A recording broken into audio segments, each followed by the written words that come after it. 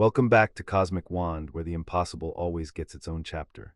Today's adventure, Harry found a hidden room under Hogwarts where one night equaled 300 years of training. Before we go down the stair, do smash that subscribe button and ring the bell so a single story never slips past you. Now let's begin. Chapter 1, the door that should not be the trouble with the truth, Harry had decided, was that nobody wanted it delivered at night. He lay awake in the fifth-year boys' dormitory with the hangings half-drawn and the moon laid in a pale bar across the floorboards, listening to Ron breathe and Neville mutter something about a mimbulus in his sleep, and he counted the ways the day had failed him. Umbridge had taken 10 points for the crime of correcting her on the definition of a defensive charm. She had smiled while she did it, that toad's smile with the pink cardigan buttoned to the throat, and the class had watched him take it because there was nothing else to be done. The ministry had printed another column in the Prophet suggesting he was unstable, attention-hungry, a liar with a scar. Cedric was 3 months dead, and the one who had killed him was walking around with a body again, and the whole of magical Britain had agreed, quietly and by committee, to pretend otherwise. Harry had spent the year learning what it did to a person to be right and disbelieved. It hollowed you. It made your own certainty feel like a symptom, so he got up. He did it as he had a dozen nights that autumn, sliding the invisibility cloak off the bedpost and drawing it around his shoulders and letting the dormitory disappear him. Walking the castle after curfew was the one form of defiance the ministry could not confiscate. Filch prowled the third floor, Mrs. Norris haunted the trophy room, the portraits gossiped in their frames and settled, and none of them could see a 15-year-old moving under his father's cloak with a wand held low and a bad temper burning steady in his chest. He did not have a destination. He rarely did. He walked because standing still had become unbearable, because every corridor he crossed was a corridor Umbridge did not own for the length of his crossing it, and because the castle at night was the only version of Hogwarts that still felt like his. He went down. He always went down, eventually. The upper floors were too full of the day. The classrooms held the shapes of lessons he was forbidden to properly learn.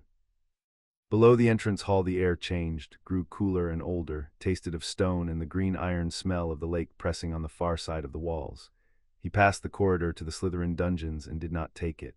He passed the kitchens, where a pair he could have tickled slept in its painting. He went lower past the potion stores, along a passage he had walked before without ever quite arriving anywhere, and it was there, that night, at the hour when even the ghosts had drifted off to whatever ghosts did instead of sleeping, that Hogwarts did something Harry had never known it to do. It offered him a stare. He would think about that moment for a very long time afterward, longer than any human being had ever thought about a single moment, and he would never manage to strip the strangeness out of it. There was a wall to his left that had been a wall on every previous walk. He had run his hand along it once without noticing, the way you touch a banister. Tonight the torchlight fell across it, and the wall was not a wall. It was an opening, a narrow throat of a stair descending into black, and the stones around the arch were not the honest gray granite of the rest of the dungeons, but something darker, closer to obsidian, veined with a faint and colorless light that moved when he looked at it and stopped when he looked directly. Harry stood very still under the cloak. Cold came up out of the stair, not the damp cold of the lower castle, but a dry, deep cold, the cold of a cellar that had never once in its existence been. He listened. Nothing came up the stair except that cold, and beneath it, so quiet he might have invented it, a sound like a single sustained note held on the edge of hearing, a resonance more felt in the teeth than heard in the ear. Every sensible instinct he had told him to go back to bed. He had stopped trusting his sensible instincts sometime around the moment they had told him Cedric would be fine, that the cup was only a cup. Sensible had gotten people killed. He pulled the cloak tighter and put his foot on the first step. The stair went down farther than the castle had any right to allow. He counted, because counting was a way to keep himself company, and he lost count somewhere past 200 steps and started again and lost it again. The walls pressed close on either shoulder, that black veined stone, and the colorless light in it grew stronger as he descended, until he no longer needed his wand to see, until the light came from everywhere and nowhere and cast no shadow at all, which was its own kind of wrongness, because a place with light ought to have shadows, and this place had swallowed them. The held note grew with the light. It was not unpleasant. It was enormous. It was the sound a cathedral bell might make in the instant before it was struck, all its future ringing gathered and waiting. Then the stair ended, and Harry stepped out of the throat of it into a room, and the word room broke apart in his head as unequal to the thing it was being asked to name. It was vast. That was the first fact and the least of them. The ceiling, if there was a ceiling, was lost in a high golden haze, a suspended dawn that hung where a roof should be and gave off a warmth the stair had not prepared him for. The floor was a single unbroken surface, pale as bone and smooth as poured glass, stretching away in every direction until distance took it, and it was ringed, out at the edge of what he could see, by columns. He would learn to count them later. There were more of them than he could count now, tall as the tallest towers of the castle above, each one carved from top to base in a script he did not recognize, spiraling characters that caught the golden light and turned it slowly over as though the columns were reading themselves aloud in a language of light. Between the columns there was nothing, not darkness. Nothing, a soft gray absence that the eye slid off, and the mind understood without being told that the room did not end at the columns so much as the world did. Harry pulled the cloak off his head because it seemed suddenly absurd to be hiding here from whom, from what. The warm air moved over his face. He turned in a slow circle and the vastness turned with him, patient, ancient, awake. In the center of the room stood a candle. It was the most ordinary object he had ever seen, and finding it there at the heart of that impossible cathedral of light was more unnerving than any of the grandeur around it. A plain white candle in a plain iron holder set on a plain stone plinth no higher than his waist, and its flame burned straight up without a flicker, because there was no draught here, there was no weather here, there was nothing here that behaved the way things behaved above. He crossed to it. The distance was farther than it looked. The room did that, he was learning, made near things far. When he reached the plinth he saw that words had been cut into the stone, deep and unhurried, in letters he could read, English letters, older than any hand he knew but legible, and he bent over them in the golden light and read. Here time is not the master but the servant. 1 turn of the world above is 300 turns of the world within. Spend it as you would spend your only life, for that is what it is. Harry read it twice. He read it a third time, and the words did not change, and the enormity of them arrived not all at once but in slow waves, the way the pain of a bad cut arrives after the cut, once the body has caught up to what has happened to it. 1 turn of the world above, 1 night, 300 turns of the world within, 300 years. He looked at the candle. Burned steady, straight, unremarkable, and he understood that he was looking at a measure. That out there above, the moon was moving across the 5th-year window at the pace the moon had always moved. And that here, if the words were true, if any of this was true, the candle had already outlasted every candle ever made and would go on, and 1 night of that untroubled little flame was 3 centuries of anything a person cared to fill it with. It burns the same either way, said a voice behind him. That was the part I could never forgive it. Harry turned so fast his wand was up and out before he had decided to draw it, the tip already lit though the room needed no light, the incantation half formed on his tongue. There was no one there. There was the pale floor and the golden haze and the reading columns, and no one, and then the not quite nothing between 2 of the distant pillars gathered itself, the way frost gathers on a window, into the suggestion of a shape. It was a woman, or it had been. She stood at the very edge of the light where the world gave out, and she was made of the same colorless luminescence that veined the stair, so that looking at her was like looking at a memory of a person rather than a person, a thing the eye kept trying to complete and could not. She wore robes of a cut he had never seen, high at the neck, heavy at the sleeve, belted with what might once have been silver. Her hair was long and unbound, and it moved slightly, though nothing here moved. Her face was young, and it was not young. It held the particular agelessness of something that had stopped counting a very long time ago. You drew fast, she said. Her voice came from no fixed point. It was simply in the room, the way the warmth was, the way the note was. Faster than most. They usually stand and gape at the candle until they've wasted a good 10 minutes of a life they haven't started spending yet. Who are you? Harry did not lower the wand. A tenant, she said. The last one before you, a very long time before you. Her attention moved over him unhurried, taking in the school robes, the holly wand, the unlined face above them. You're young, younger than I'd have chosen to send anyone, but the door doesn't ask my opinion. It never did. Something crossed the memory of her face. It doesn't ask yours either in the end. It only asks whether you'll come in. Come in where?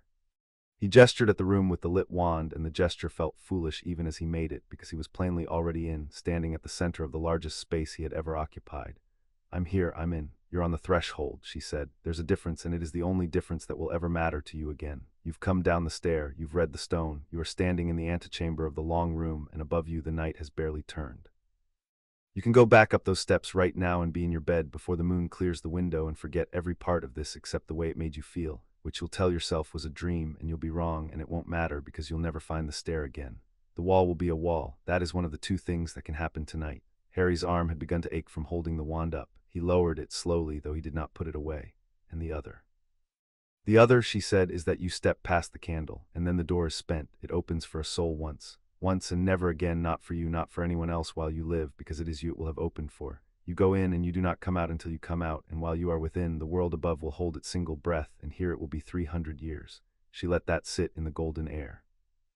I am telling you this plainly because no one told me plainly, and I have had a great deal of time to resent it. 300 years. Harry tried to make the number mean something, and it refused. He could picture a year. He had survived enough of them.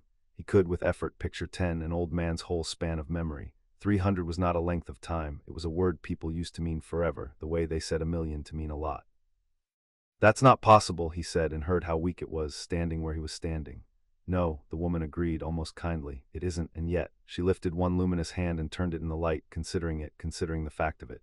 Everything you are about to disbelieve is going to be true, and the sooner you make your peace with that, the more of your 300 years you will spend learning instead of arguing. I argued for the better part of a decade. It changed nothing except how much of my youth I wasted being certain. Harry looked at the candle. He looked at the stone with its unhurried sentence.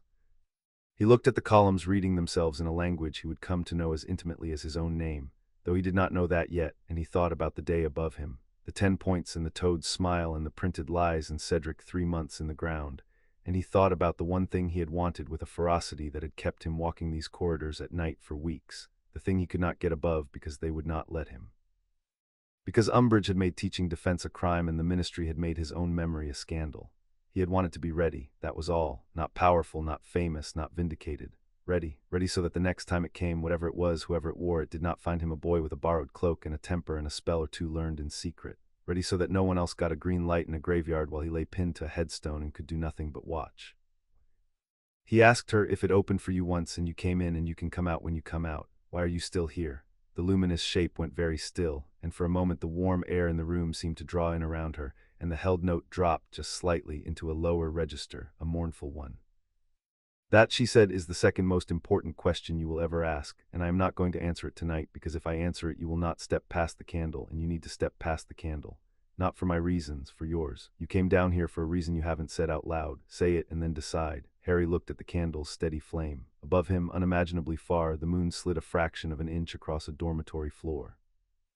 I want to be able to protect people, he said, and no one will teach me how. The woman's expression did something complicated and came to rest on him without unkindness. The room will teach you, she said. The room is the finest teacher that has ever existed or will ever exist because it has the one thing no other teacher has ever had enough of. It will teach you until you beg it to stop, and then it will teach you for 200 more years. She stepped back into the gray until she was only a suggestion again, a frost on the edge of the world. Everything after this is your own hand. I'll be here. I'm always here. That is the whole of my curse, and someday you'll understand it. Go in or go up. But choose now, because the candle is burning, and every second you stand here reading stone is a second of your one life you will not have back. Harry looked back up the stair, at the black throat of it, at the ordinary night waiting at the top, the bed and the breathing roommates, and the morning that would bring more of exactly the same, the smiling and the points and the printed lies and the helplessness, all of it, an endless corridor of days in which he was right and disbelieved and could do nothing. Then he looked at the candle. He thought absurdly of Hermione, who would have wanted the terms in writing, who would have found the loophole, who would have said, "This is insane, Harry, we don't even know who she is." He thought of Ron, who would have said something to make it survivable, some joke to put between the two of them and the size of it. He thought of Sirius and of his parents, whom he had met only as echoes in a graveyard spat backward out of a wand. He thought of every single person he had ever failed to save because he had not been enough, and the list was short and it was long, and it did not need to grow. He put the invisibility cloak into the inner pocket of his robes. He did it deliberately, folding the impossible silver of it small, because he had decided that whatever he was about to become, he did not want to become it hiding. He walked around the plinth past the candle, and its warmth touched the side of his face as he passed, and the flame did not so much as lean. He stepped past it.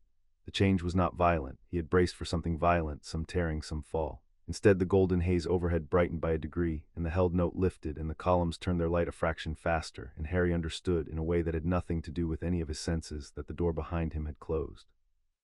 Not slammed, closed the way a door closes in an empty house, softly, completely, with a finality you feel in the floor.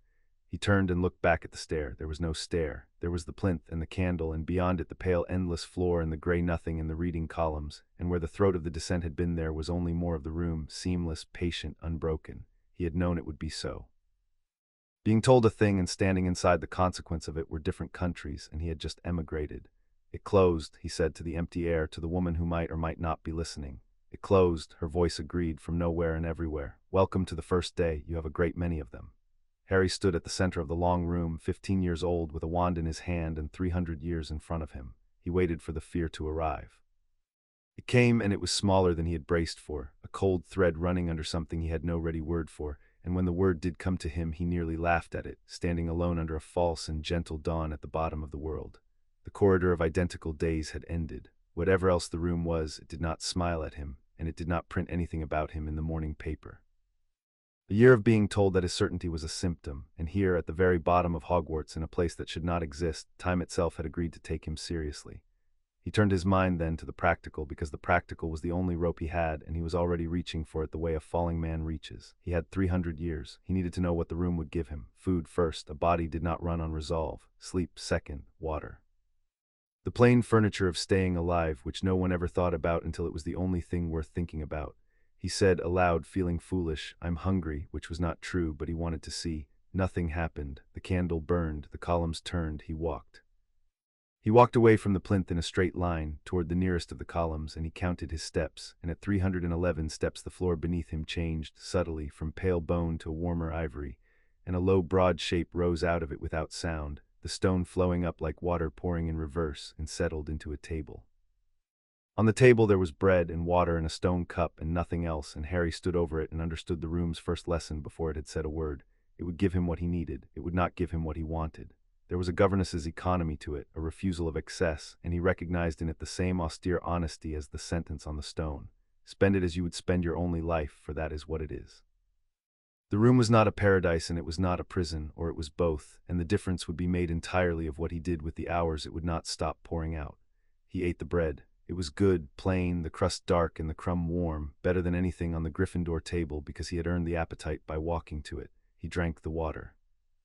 And when he had finished, the table sank back into the floor without a sound, taking the crumbs with it, leaving the ivory patch of ground clean and blank and waiting, and Harry stood over the place where it had been and made himself say the thing he had been avoiding since the door closed. 300 years, he said to the golden haze. Alone, not alone, said the woman's voice, and the frost of her gathered near a column at the edge of sight. You have me for whatever I am worth, which is less than you would like and more than you will admit.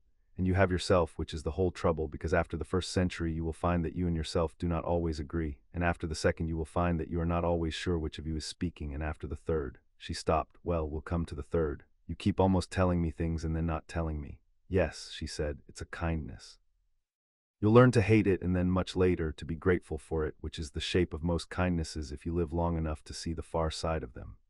The suggestion of her drifted closer, and in the golden light he could almost make out her eyes now, pale and steady and very tired. Here is a thing I will tell you because you need it and it costs me nothing. The room will make you strong. That is not the danger. The danger is that it will make you strong faster than it makes you wise, and there will be decades, whole decades, in which you are the most powerful thing that has ever lived in this place, and also a frightened child who has not slept enough and cannot remember the sound of another person's laugh. Those decades are the ones that decide who walks back up the stair, not the spells, the decades. She paused. Guard the child. He is the only part of you worth protecting the rest for. Harry did not know what to say to that. He was 15. The idea that there was a child inside him to guard felt both true and unbearable. He looked down at his own hands, at the wand held loosely in the right one, holly and phoenix feather, 11 inches, the twin of the one that had spat green light at Cedric. Where do I start? He asked. Where everyone starts, she said. With the thing you already know, done 10,000 times until you find out you never knew it at all. The frost of her began to thin, to disperse, her voice going with it, receding into the vastness the way tide recedes, without hurry, without malice, simply obeying a law older than she was. Begin, tenant, the candle is burning, I'll come and go, do not be surprised by the going, it is not personal. Almost nothing is down here, and that is the loneliest thing about it. And she was gone, and Harry was standing alone in the largest and quietest place in the world, with 300 years laid out in front of him like a country he would have to cross on foot, and he did the only thing there was to do. He raised his wand. He chose the disarming charm because it was the first spell that had ever been truly his, the one he had used against Voldemort in the graveyard, the one that had, against every probability, saved his life when their wands had locked and the golden thread had risen between them. Expelliarmus, a schoolboy's spell, a duelist's reflex. The spell he had been mocked for relying on and had relied on anyway, because it worked, because he was better with it than with anything else, because it disarmed instead of destroyed, and something in him had always preferred that. He conjured a target, or tried to, and got a wobbling gray approximation of a practice dummy that the room seemed to lend him grudgingly out of the floor, a shape with a place where a hand would be, and he set a stick of conjured wood in the place where the hand would be, and he raised his wand and said, Expelliarmus, and the stick flew from the dummy's grip and clattered across the pale floor into the golden distance. Easy. He had done it 1,000 times.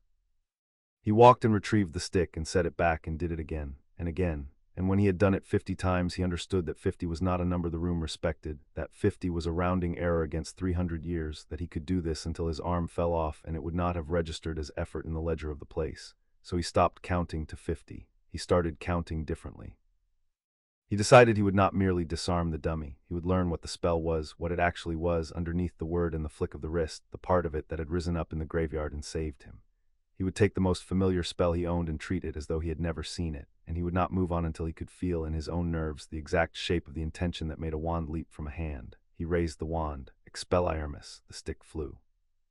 He raised the wand. Expel Irmis. The stick flew. Somewhere above him, at a pace he could no longer perceive and would soon stop imagining, the moon crept across a dormitory floor and Ron rolled over in his sleep, and the night that would be 300 of Harry's years had not yet turned even once.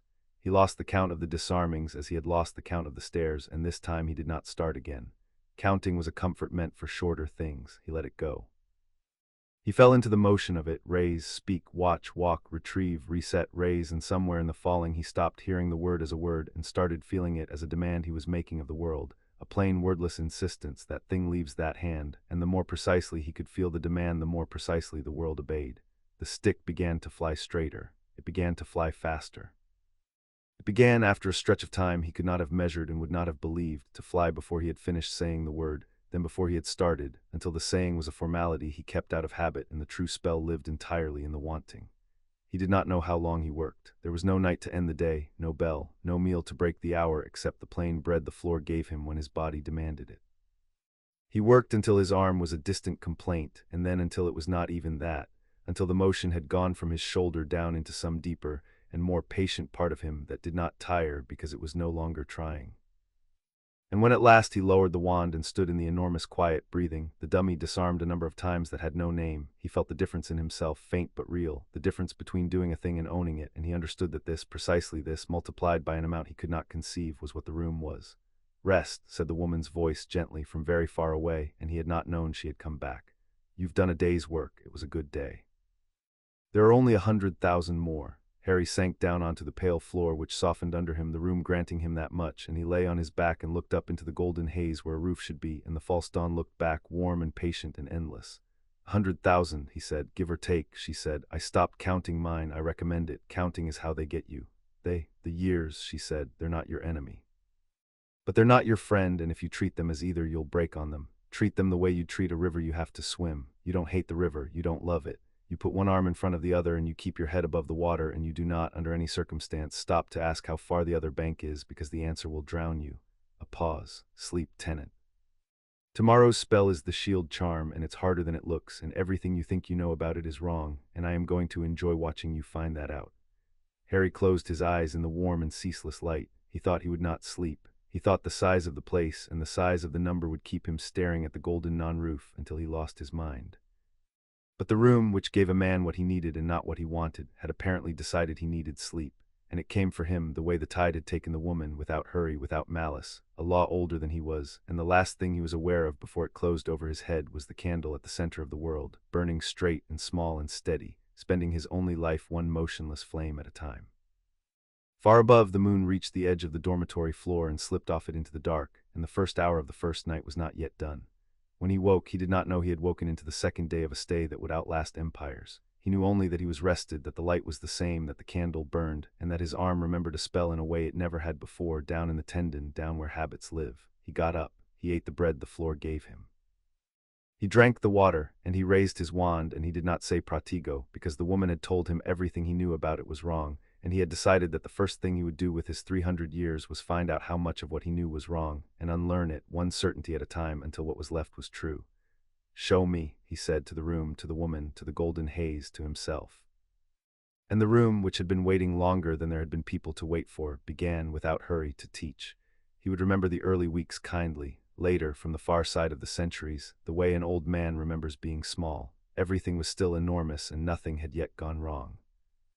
He was lonely in the ordinary way a person is lonely, missing faces and voices and the animal comfort of not being the only warm thing in a cold place, and he did not yet know that ordinary loneliness was a mild and survivable weather compared to the thing that waited for him in the deeper years, the loneliness that had no faces attached to it because he had forgotten the faces, the loneliness of being the last verb in a language no one else spoke.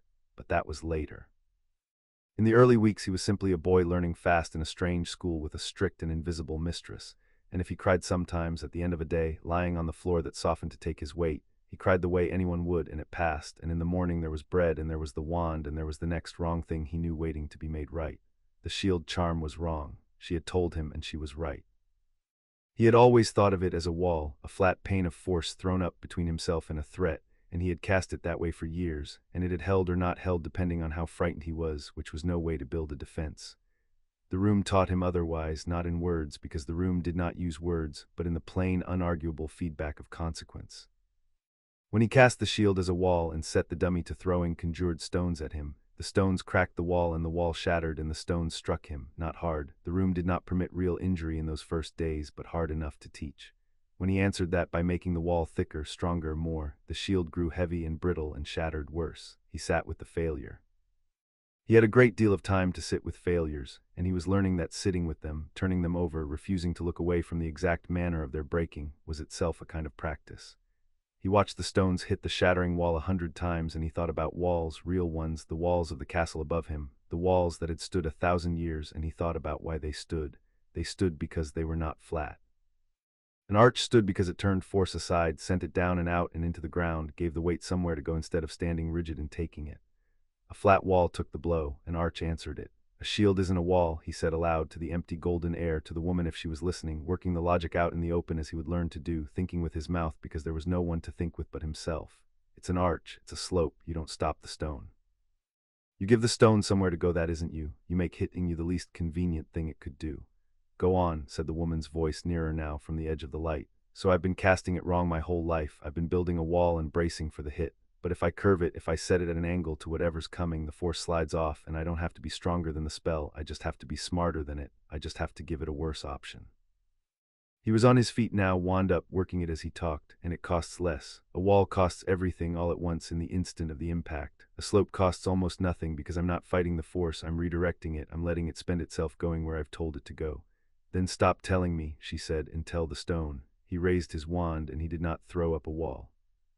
He shaped a curve, a plane of force set at an angle across his body, low and canted, and he set the dummy throwing, and the first stone struck the shield and slid, screaming faintly off along the curve and past his shoulder into the golden distance, and it did not so much as make him step back. He held the curve. Stone after stone came, and stone after stone slid away, and the shield did not crack because there was nothing for the stones to crack against, only a smooth insistence that pointed them elsewhere, and Harry stood inside it unmoved and felt the difference between force and cleverness settle into him like a second spine. It had taken him, by the reckoning of the world above, no time at all. It had taken him, by the reckoning of the world within, the better part of a year. He did not know that yet. He would not let himself know it. He put one arm in front of the other and kept his head above the water and did not ask how far the other bank was, and the candle at the center of the long room burned straight and small and steady, and above him, in a dormitory in a castle in a country that had decided not to believe him, his bed lay empty of everyone but a sleeping body, and the night turned, slow as the moon, toward a dawn that was only hours away and lifetimes. Chapter 1 and Chapter 2. The first 100 years there was no morning, and this, more than the size of the room or the impossibility of the light, was the thing that took Harry the longest to survive. He had understood in the abstract that a place without a sky would have no sunrise. He had not understood what that would do to him. A day, it turned out, was not a unit of time so much as a shape a person poured themselves into, and it had edges, and the edges were dawn and dusk, and he had leaned on those edges his whole life without once noticing they were there. In the long room, the light never changed. The golden haze overhead held its single suspended dawn from what he called waking to what he called sleep, and the candle burned straight and steady at the center of everything, and there was nothing, nothing at all, to tell him that one stretch of his labor had ended and another begun except the decision, made alone, to call it so. Nothing else changed either. The bread the floor gave him tasted exactly the same at what he called breakfast and what he called supper, the same dark crust, the same warm crumb, until he could no longer remember what variety had felt like, what it was to want one food instead of another.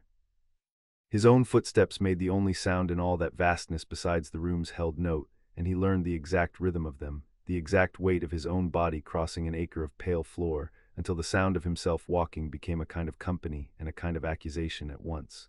There was no weather, there was no season. There was no hunger that the bread did not answer, and no thirst the water did not quench, and a person, Harry discovered, needs to be a little uncomfortable to know they are alive, needs the small frictions of a day to rub against, and the room had sanded all of them away and left him smooth and untroubled and slowly going mad in a paradise with no edges. For the first stretch he tried to count. He could not help it. He was a person who had grown up marking days off a calendar toward the end of term, toward escape from Privet Drive, and counting was how he had endured the unendurable before. So he counted. He decided a day would be one long spell of work, one meal of bread and water, one sleep on the softening floor, and he told himself that 30 of those made a month and 365 made a year, and he began grimly to keep the tally in his head. He made it to what he reckoned was the 4th year before the counting turned on him. It happened in the middle of practice. He was working the severing charm against a coil of conjured rope, and somewhere between one cut and the next his mind, which had been reciting the tally under everything he did as a man hums without hearing himself, arrived at the number ahead of him. Not the number behind, the number ahead. 296 years remained. He had spent 4. He had spent 4 years of unbroken solitude in a room at the bottom of the world, 4 years in which no human voice had answered his, 4 years that had aged the world above by roughly 5 minutes, and against that he had 296 still to go. The rope fell out of the air. He sat down where he stood on the pale floor that softened to take him, and he put his head against his knees and stayed there for what might have been a day and might have been a week, and the tally at last mercifully went silent because he had stopped feeding it. "I told you," said Perpetua from somewhere near, and her voice had none of the dry amusement it had carried on the first night. "Counting is how they get you. You could have made me listen. No one can make you listen. That is the whole tragedy of teaching. I can only say the true thing and then wait the years it takes for you to need it." The frost of her gathered at the edge of his vision, and he did not look up, and she did not come closer. "You have done the hardest part now. You found the bottom of the counting and hit it. Most tenants take longer. Most tenants count until the number breaks something in them that does not grow back." A pause, waited. "Stand up when you can, not for me. The floor will hold you as long as you like, but it holds you a little too well, and there have been tenants who lay down in the 4th year and were still lying down in the 40th. The floor does not judge. That is the danger of it." Harry lifted his head. The room stretched away, gold and pale and endless, and the candle burned, and 296 years sat on his chest like a stone the size of a mountain. "How do I do this?" he said. It was not really a question. It was closer to the sound a body makes under a weight. "You stop trying to do all of it," Perpetua said. "That is the trick, and it is the only trick, and it took me longer than you would believe to learn it. You cannot cross 300 years. No one can. The mind that tried would be lost inside the 2nd decade. So you do not. You cross today. You cross this hour. You put the number away where you cannot reach it, and you make the smallest promise you can keep, which is that you will do the next thing in front of you well, and then the next, and you let the years take care of themselves because they will, whether you carry them or not." The luminescence of her flickered, steadied. "The river, tenant, you do not swim the river. You take one stroke, and then having taken it, you take one more." He got up. It cost him more than any spell had. But he got up and he found the fallen rope and set it coiling again in the air and raised his wand and did the next thing, which was to cut it clean. And then he did the next thing after that, and somewhere in the doing the mountain on his chest did not lift exactly, but it settled as a pack settles once you stop fighting the straps, and he found he could stand under it. He could work under it. He could not put it down, and he stopped trying to, and that was the beginning of his survival. He never counted again, not once in all the years that followed. When his mind reached for the tally, he turned it deliberately onto the thing in his hands, and after a while the reaching stopped, and after a longer while he could not have told anyone whether he had been in the room 10 years or 40. And the not knowing, which should have been a horror, became instead a kind of mercy, the only kind the room gave for free. He found the other mercy, if it could be called one, by accident, and it was not a mercy at all. He was perhaps 6 years in, working a fire-making charm larger than any he had cast above, a rope of flame he was trying to hold in a ring around himself and turn at will, when his control slipped and the ring closed too far and the fire ran up his left arm from wrist to elbow. The pain was immense and immediate and entirely real. The room permitted pain, he would learn, permitted it generously, as a teacher permits a hard question. He cried out and dropped to his knees and clutched the burned arm to his chest and waited for the blistering, for the weeks of raw agony, a burn like that would cost with no Madame Pomfrey and no Dittany within 300 years of him. It healed in under a minute. He watched it happen. The reddened skin paled, the seared flesh knit closed, the pain drained out of the arm like water into sand, and inside of a minute the arm was his again, unmarked and whole, the fire already a thing his body had forgotten. He knelt on the pale floor holding a perfectly good arm and understood the fact the stone had not troubled to tell him, the one that lay under all the other impossibilities. He could not be hurt here, not lastingly, not fatally. He tested it carefully without drama because he needed to know the shape of the cage, and the knowing turned out to be worse than any burn. The room would let him fall and mend him. It would let him burn and mend him. It would not, he became certain over the years that followed, let him die, not of injury, not of hunger when the work made him forget to eat, not of the 3 centuries themselves, which should by every law of the body have taken him long before the 100th year and did not, holding him instead at the edge of a strength no ordinary man could carry. The room had one function and admitted no other. It kept a soul alive and awake for as long as the learning took, and the learning took 300 years, and there was no early door written anywhere in the stone. It would not let him leave. It would not let him stop. It would not, no matter how a person might one day beg it to, let him rest. That was the whole terrible generosity of the place, and he did not tell Perpetua he had found it out, because he suspected she had known before he was born, and because nothing he could say about it would improve the saying. He built himself a life instead. It was the only rebellion left to someone who could neither die nor leave, and he took to it with a stubbornness that would have made his Aunt Petunia proud, which was a thought he chose not to have twice. He picked a place arbitrary, a patch of pale floor no different from the acres around it, near where the room had first given him bread, and he decided it was his and made it so. He transfigured a chair out of the ground, and then a better one, and over the years a whole household of things no visitor would ever see. A broad worktable, a bed he did not need because the floor softened anywhere and wanted anyway, shelves for the nothing he owned. He shaped a lamp, though the golden haze already gave more light than a lamp ever could, and lit it with a captive flame, because a lamp was a thing that homes had, and it eased him past all reason. He was building a memory of houses, a set of edges to pour the edgeless days into, and the room allowed it, because the room allowed anything that was not an escape. Once early, he tried to keep a record. He went to the nearest column and with a whisper of severing magic cut a single short stroke into the ancient stone, the first mark of a tally. 1 year survived. He meant to add to it every year. He meant to watch the strokes accumulate, a wall of them, proof that he had endured. He got as far as the 7th stroke before he understood what he was doing, that he had smuggled the counting back in through the door of memory, that a wall of tally marks would become the same mountain that had crushed him in the 4th year, only made of stone and impossible to look away from. He stood a long while in front of the 7 small strokes he had cut into a pillar older than history. Then he smoothed them away, drew the stone closed over them until the column was whole again and blank, and he never marked the years again, and it was one of the wisest things he did in the whole 1st century, and it hurt because a person wants a record, a person wants the years to leave a mark somewhere other than on themselves, and the room permitted every comfort except that one. What it would not allow was life. He learned that too, and it marked him worse than the fire had. He tried 1 year to grow something green. He transfigured a shallow bowl and coaxed a handful of earth out of the stone and shaped a single seed and set it in the dark soil and gave it water from his cup and hung a warm light above it, because he wanted, with an ache he chose not to examine, to watch one living thing come up out of the ground in that dead gold country. Nothing came. He tried conjured seeds and transfigured seeds and seeds. He built grain by grain out of his own certainty, and the earth lay bare year after year until Perpetua told him to stop. "Nothing lives here but the tenant," she said, and her voice had gone very quiet. "Nothing has ever lived here. The stag is light, not life. You are the only warm-blooded creature that has drawn breath in this room since the world was young, and you will be the last for a long age after you climb the stair, and I am sorry because I tried to grow things too. For 200 years I tried. It is one of the ways the room breaks the ones it breaks." He kept the bare bowl of earth on the shelf beside the lamp for the rest of his stay. He could not have said why. It was the truest thing he owned. The cold came in the 12th year or the 15th or whenever it was. He was asleep when it started, and it woke him, which nothing had ever done in the long room because the room had no noises to wake to. This was not a noise. It was an absence, a draining, a sensation he knew because he had felt its cousin on a train 4 years and a lifetime ago, when a hooded thing had leaned over him and pulled the warmth and the light and the hope out of the carriage and left him hearing his mother scream. This was that, but slower and colder, and it did not come from any hooded thing. It came from the gray. He sat up on the floor and watched it come. Out past the columns, in the soft gray nothing where the world gave out, the light was dimming, not going dark. The room was never dark.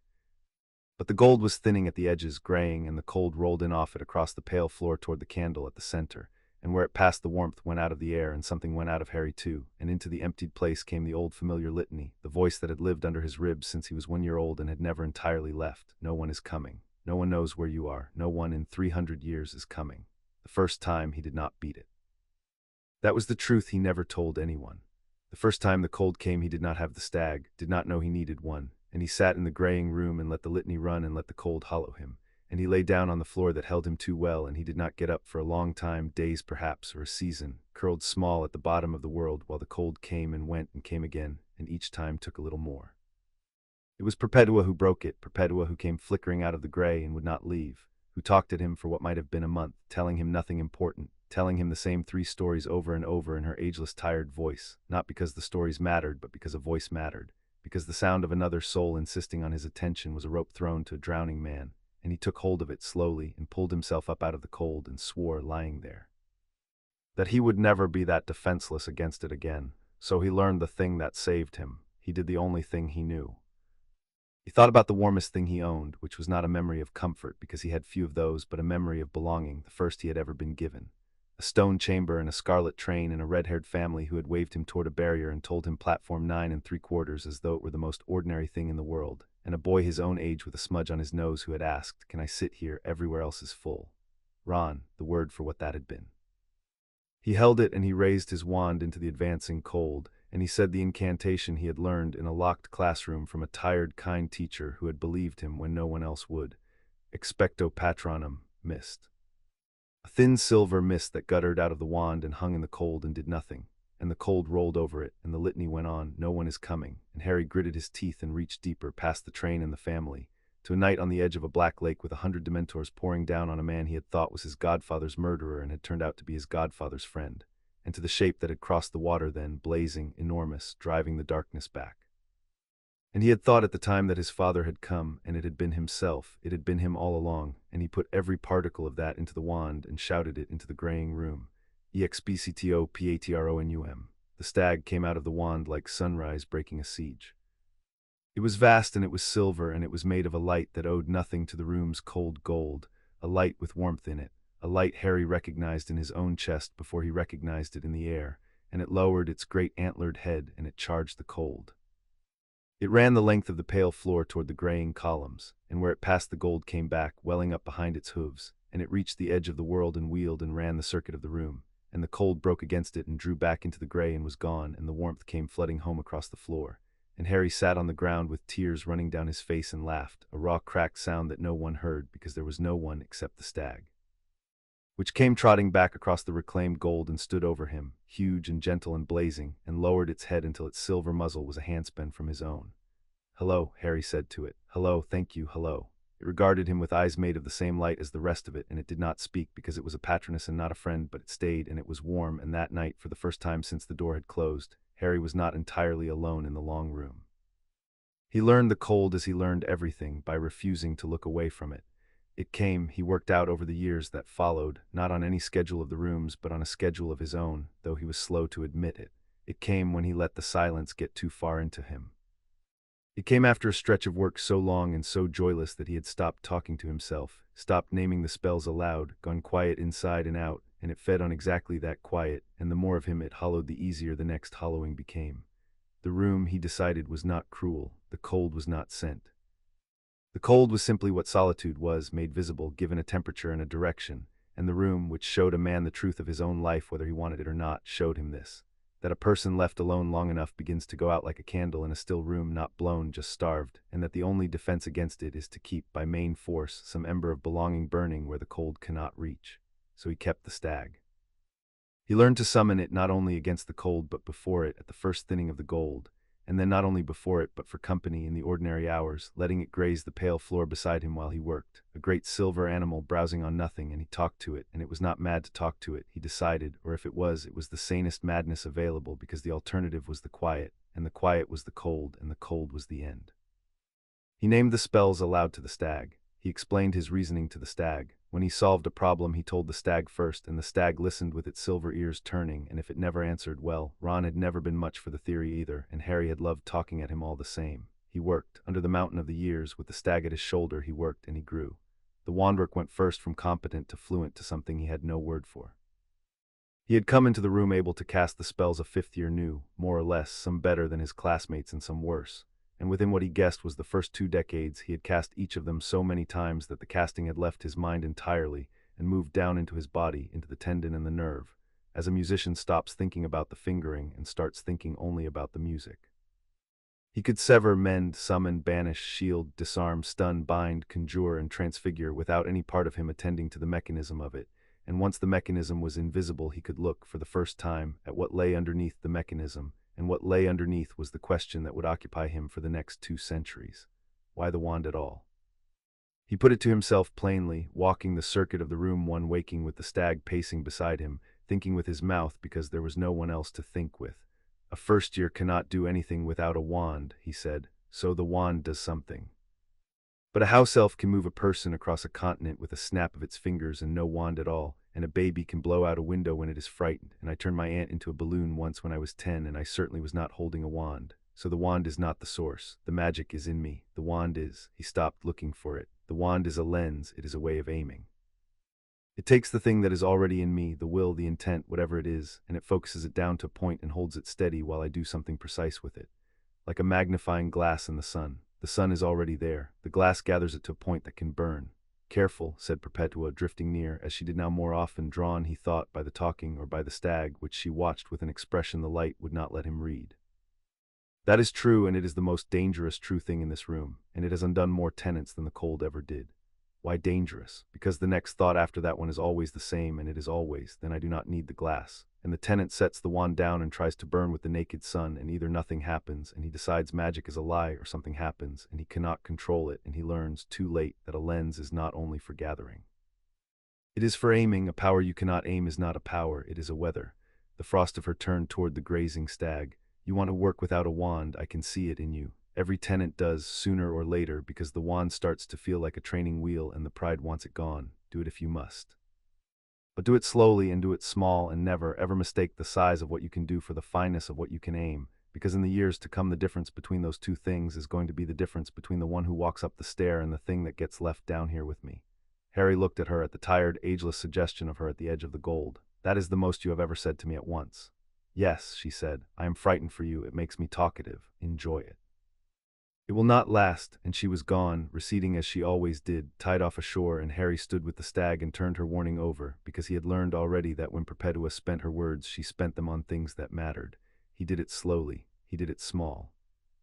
He began not by putting the wand down, but by using it less, by casting the same spell with a smaller and smaller motion until the motion was nothing but a flick of 2 fingers, and then by casting it while merely holding the wand loose against his palm, letting the wood be present without letting it do the work. And only then, when he could feel the difference between the wand aiming and the wand acting, when he could catch the exact moment in a cast where he leaned on the wood instead of on himself. Did he try to take that moment and give it to his own hand? The first thing he lifted without a wand was a pebble. He had conjured it for the purpose, a single gray stone, and he set it on the pale floor and crouched over it and did not say a word and did not raise the wand which lay across his knees. And he reached into himself for the plain, wordless insistence he had learned on the very first night. That thing rises, and he aimed it with everything Perpetua had told him about aiming, down through his eyes and his outstretched fingers to the pebble. And he held the aiming steady, and the pebble trembled and rolled. And did not rise. He worked on the pebble for what he would later guess was the better part of 9 years. It was the hardest thing he had done, harder than the shield, harder than the patroness, because there was nothing to lean on, no incantation to shape the intent, no wand to gather and steady it, only his own naked will and the pebble and the enormous patience of the room. He learned to fail at it without letting the failure into the cold. He learned that trying harder made it worse, that the will tightened into a fist when it was frustrated and a fist could not aim, that the thing wanted an open hand and a still mind and an insistence more like certainty than like effort. He learned, crouched over a gray stone for 9 years, that the deepest magic was not a matter of pushing but of knowing, of holding in the mind so completely and so calmly the image of the pebble already risen that the world, faced with such certainty, gave way and made it so. The pebble rose. It rose a finger's width off the pale floor and hung there, trembling, held up by nothing but Harry's absolute and hard-won conviction that it should, and he stared at it, kneeling, not daring to move.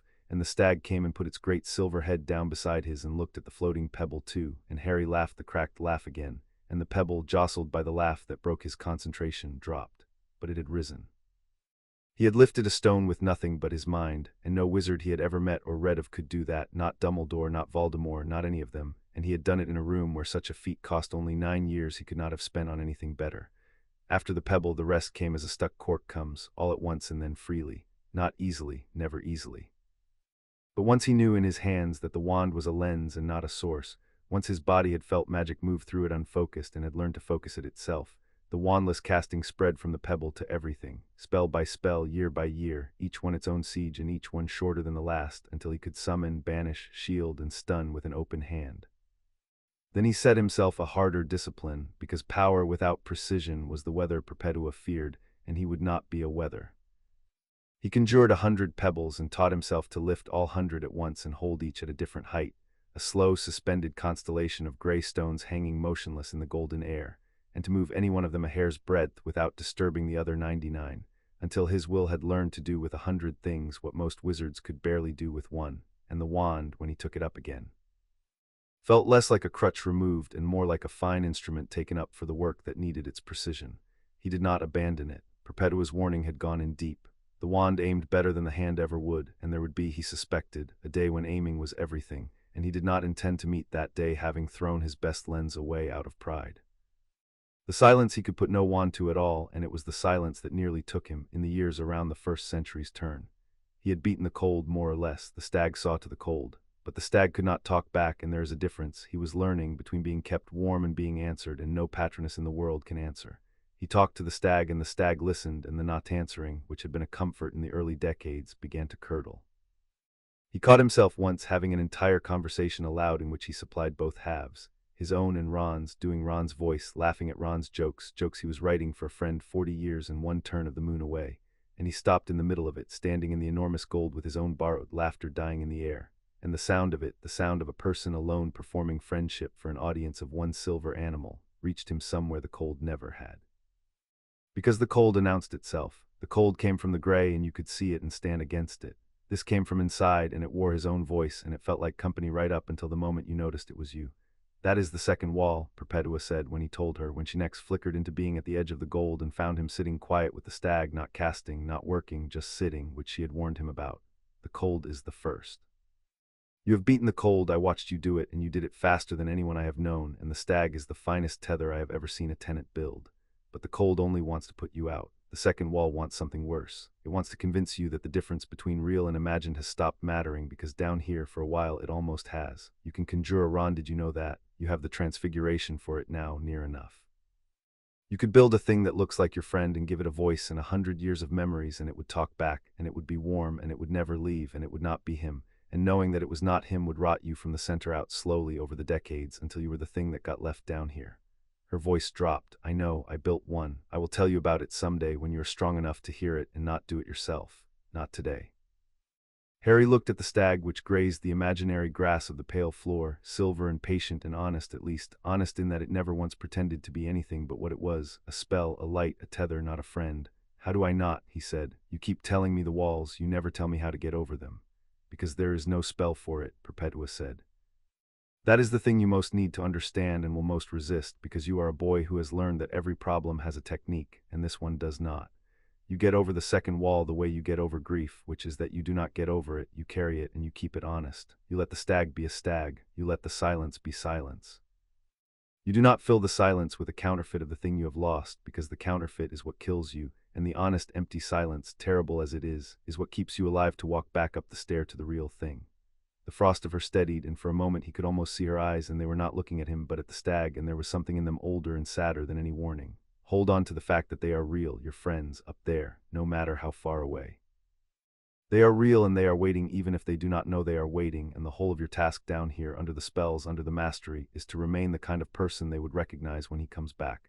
Everything else is decoration. You understand me? No, Harry said honestly. Good, she said. The tenants who think they understand this early are the ones I lose. Keep not understanding it. Keep it as a question. Ask it of yourself once a year, and never let yourself answer it, because the day you are sure you have solved the loneliness is the day it has solved you.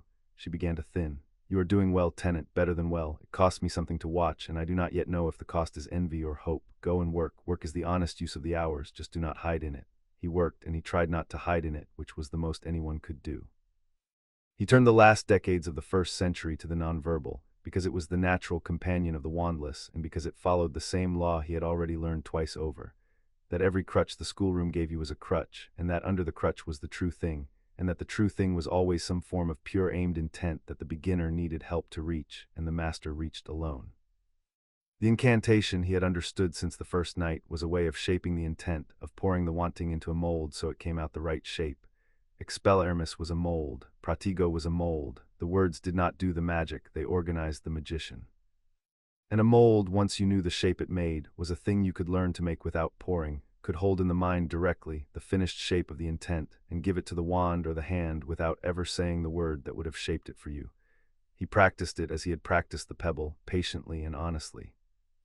He would cast a spell aloud, attend with all his fineness to the shape the word made in his mind, and then cast it again silent, trying to make that same shape from the inside.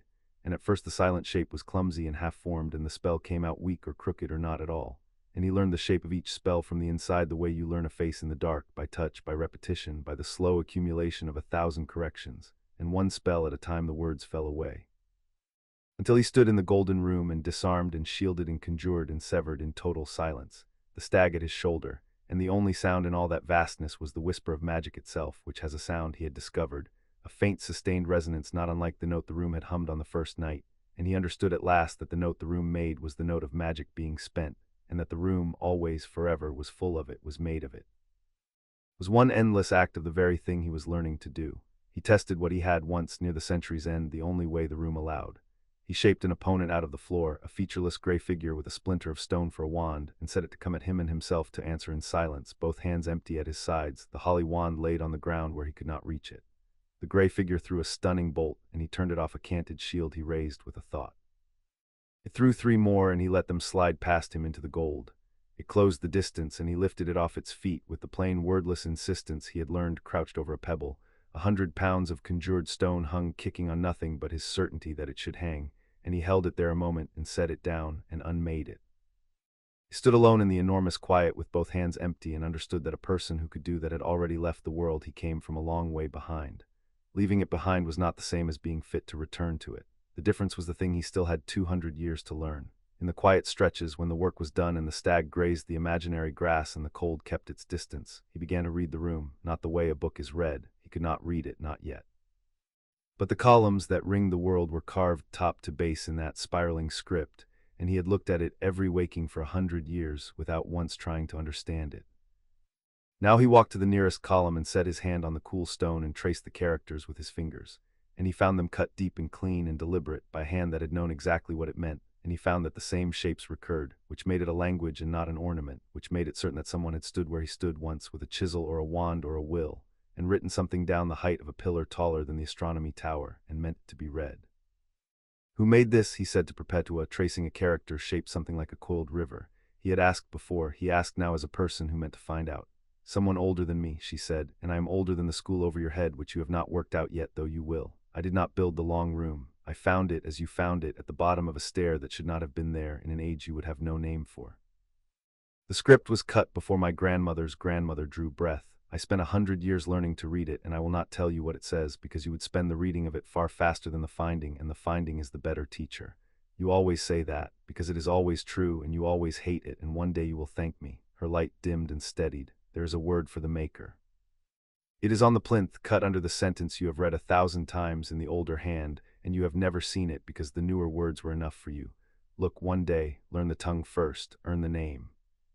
He went that same waking and knelt at the plinth where the candle burned, and ran his fingers under the English sentence he knew by heart, and found beneath it, cut fainter and far older, a single line of the spiraling script, one phrase, perhaps a name, waiting under the light like a key left under a mat. He could not read a character of it. He set his hand over it and made himself a promise, and kept it, that he would learn the tongue it was written in before he let himself learn what it said. When he judged the first 100 years had passed, though he had long since stopped counting and could only feel the century behind him as a distance, a vastness at his back to match the vastness ahead, he did a thing he had promised himself he would do when he reached it, if he was still himself when he reached it. He conjured a mirror. He had avoided mirrors. The room did not provide them, and he had not made one, because he had not wanted to see what the years were doing to him, had been wary in the ordinary human way of the stranger he might find. But a century was a century, 1/3 of the whole, and he wanted to look at the one who had crossed it, and so he stood in the golden light with the stag beside him, and shaped a tall pane of silvered glass out of the floor and made himself look. He was older. Not old, the room fed him and healed him and held him at the edge of his strength, and it had let him age but slowly, so that the face in the glass was the face of a man of perhaps 30, lean and weathered and quiet, with the same untidy black hair gone longer and touched at the temples with the first gray. The scar was there on the forehead, faint as ever. The eyes were his mother's green, everyone had always said so, and they were still green, and they were still his, and they were older than 30 by a margin no glass could measure, older than the face by 100 years, and he looked into them for a long time, looking for the child who had stepped past the candle, and he found him still there, further down, guarded as Perpetua had told him to guard him, kept alive under all the mastery like a coal kept under ash. He raised his hand to the glass, and the reflection raised its hand too, and for a moment he pressed his palm flat against the cool silver of a surface that showed him the only other face he had seen in 100 years, which was his own, and he understood the particular danger of that, the danger of a man who has only himself to look at, learning to love the looking, and he took his hand away. "Still you," he said to the reflection. The stag came and stood at his shoulder, and its silver reflection joined his in the mirror, and the two of them looked out of the glass at him, the weathered man and the blazing beast, and behind them the golden room went on forever. 200 years remained. He had mastered in the first 100 every spell the wizarding world knew, and several it had forgotten, wandless, non-verbal, so completely that no living wizard could have stood against him for the length of a breath.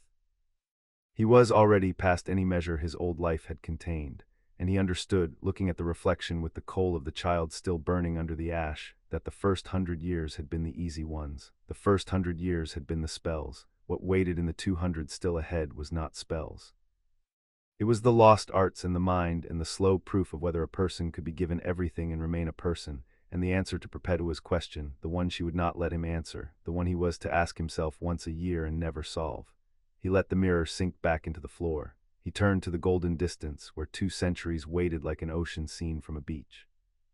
The stag walked beside him, warm and silver and honest, its hooves making no sound on the pale ground, and above them, unimaginably far, in a bed in a tower in a castle in a country that did not believe him, the moon had moved perhaps a third of the way across a dormitory floor, and the night was not yet half over. Chapter 2 and Chapter 3. Lost Arts. Harry began the 2nd century by drawing up a plan, because he had learned that 100 years spent without one was 100 years spent at the mercy of whatever the hour handed him, and the hour down here handed a person the same golden nothing over and over until the sameness became a kind of undertow. So he sat at his transfigured worktable with the lamp burning its useless comforting flame, and he thought aloud to the stag as he did everything now.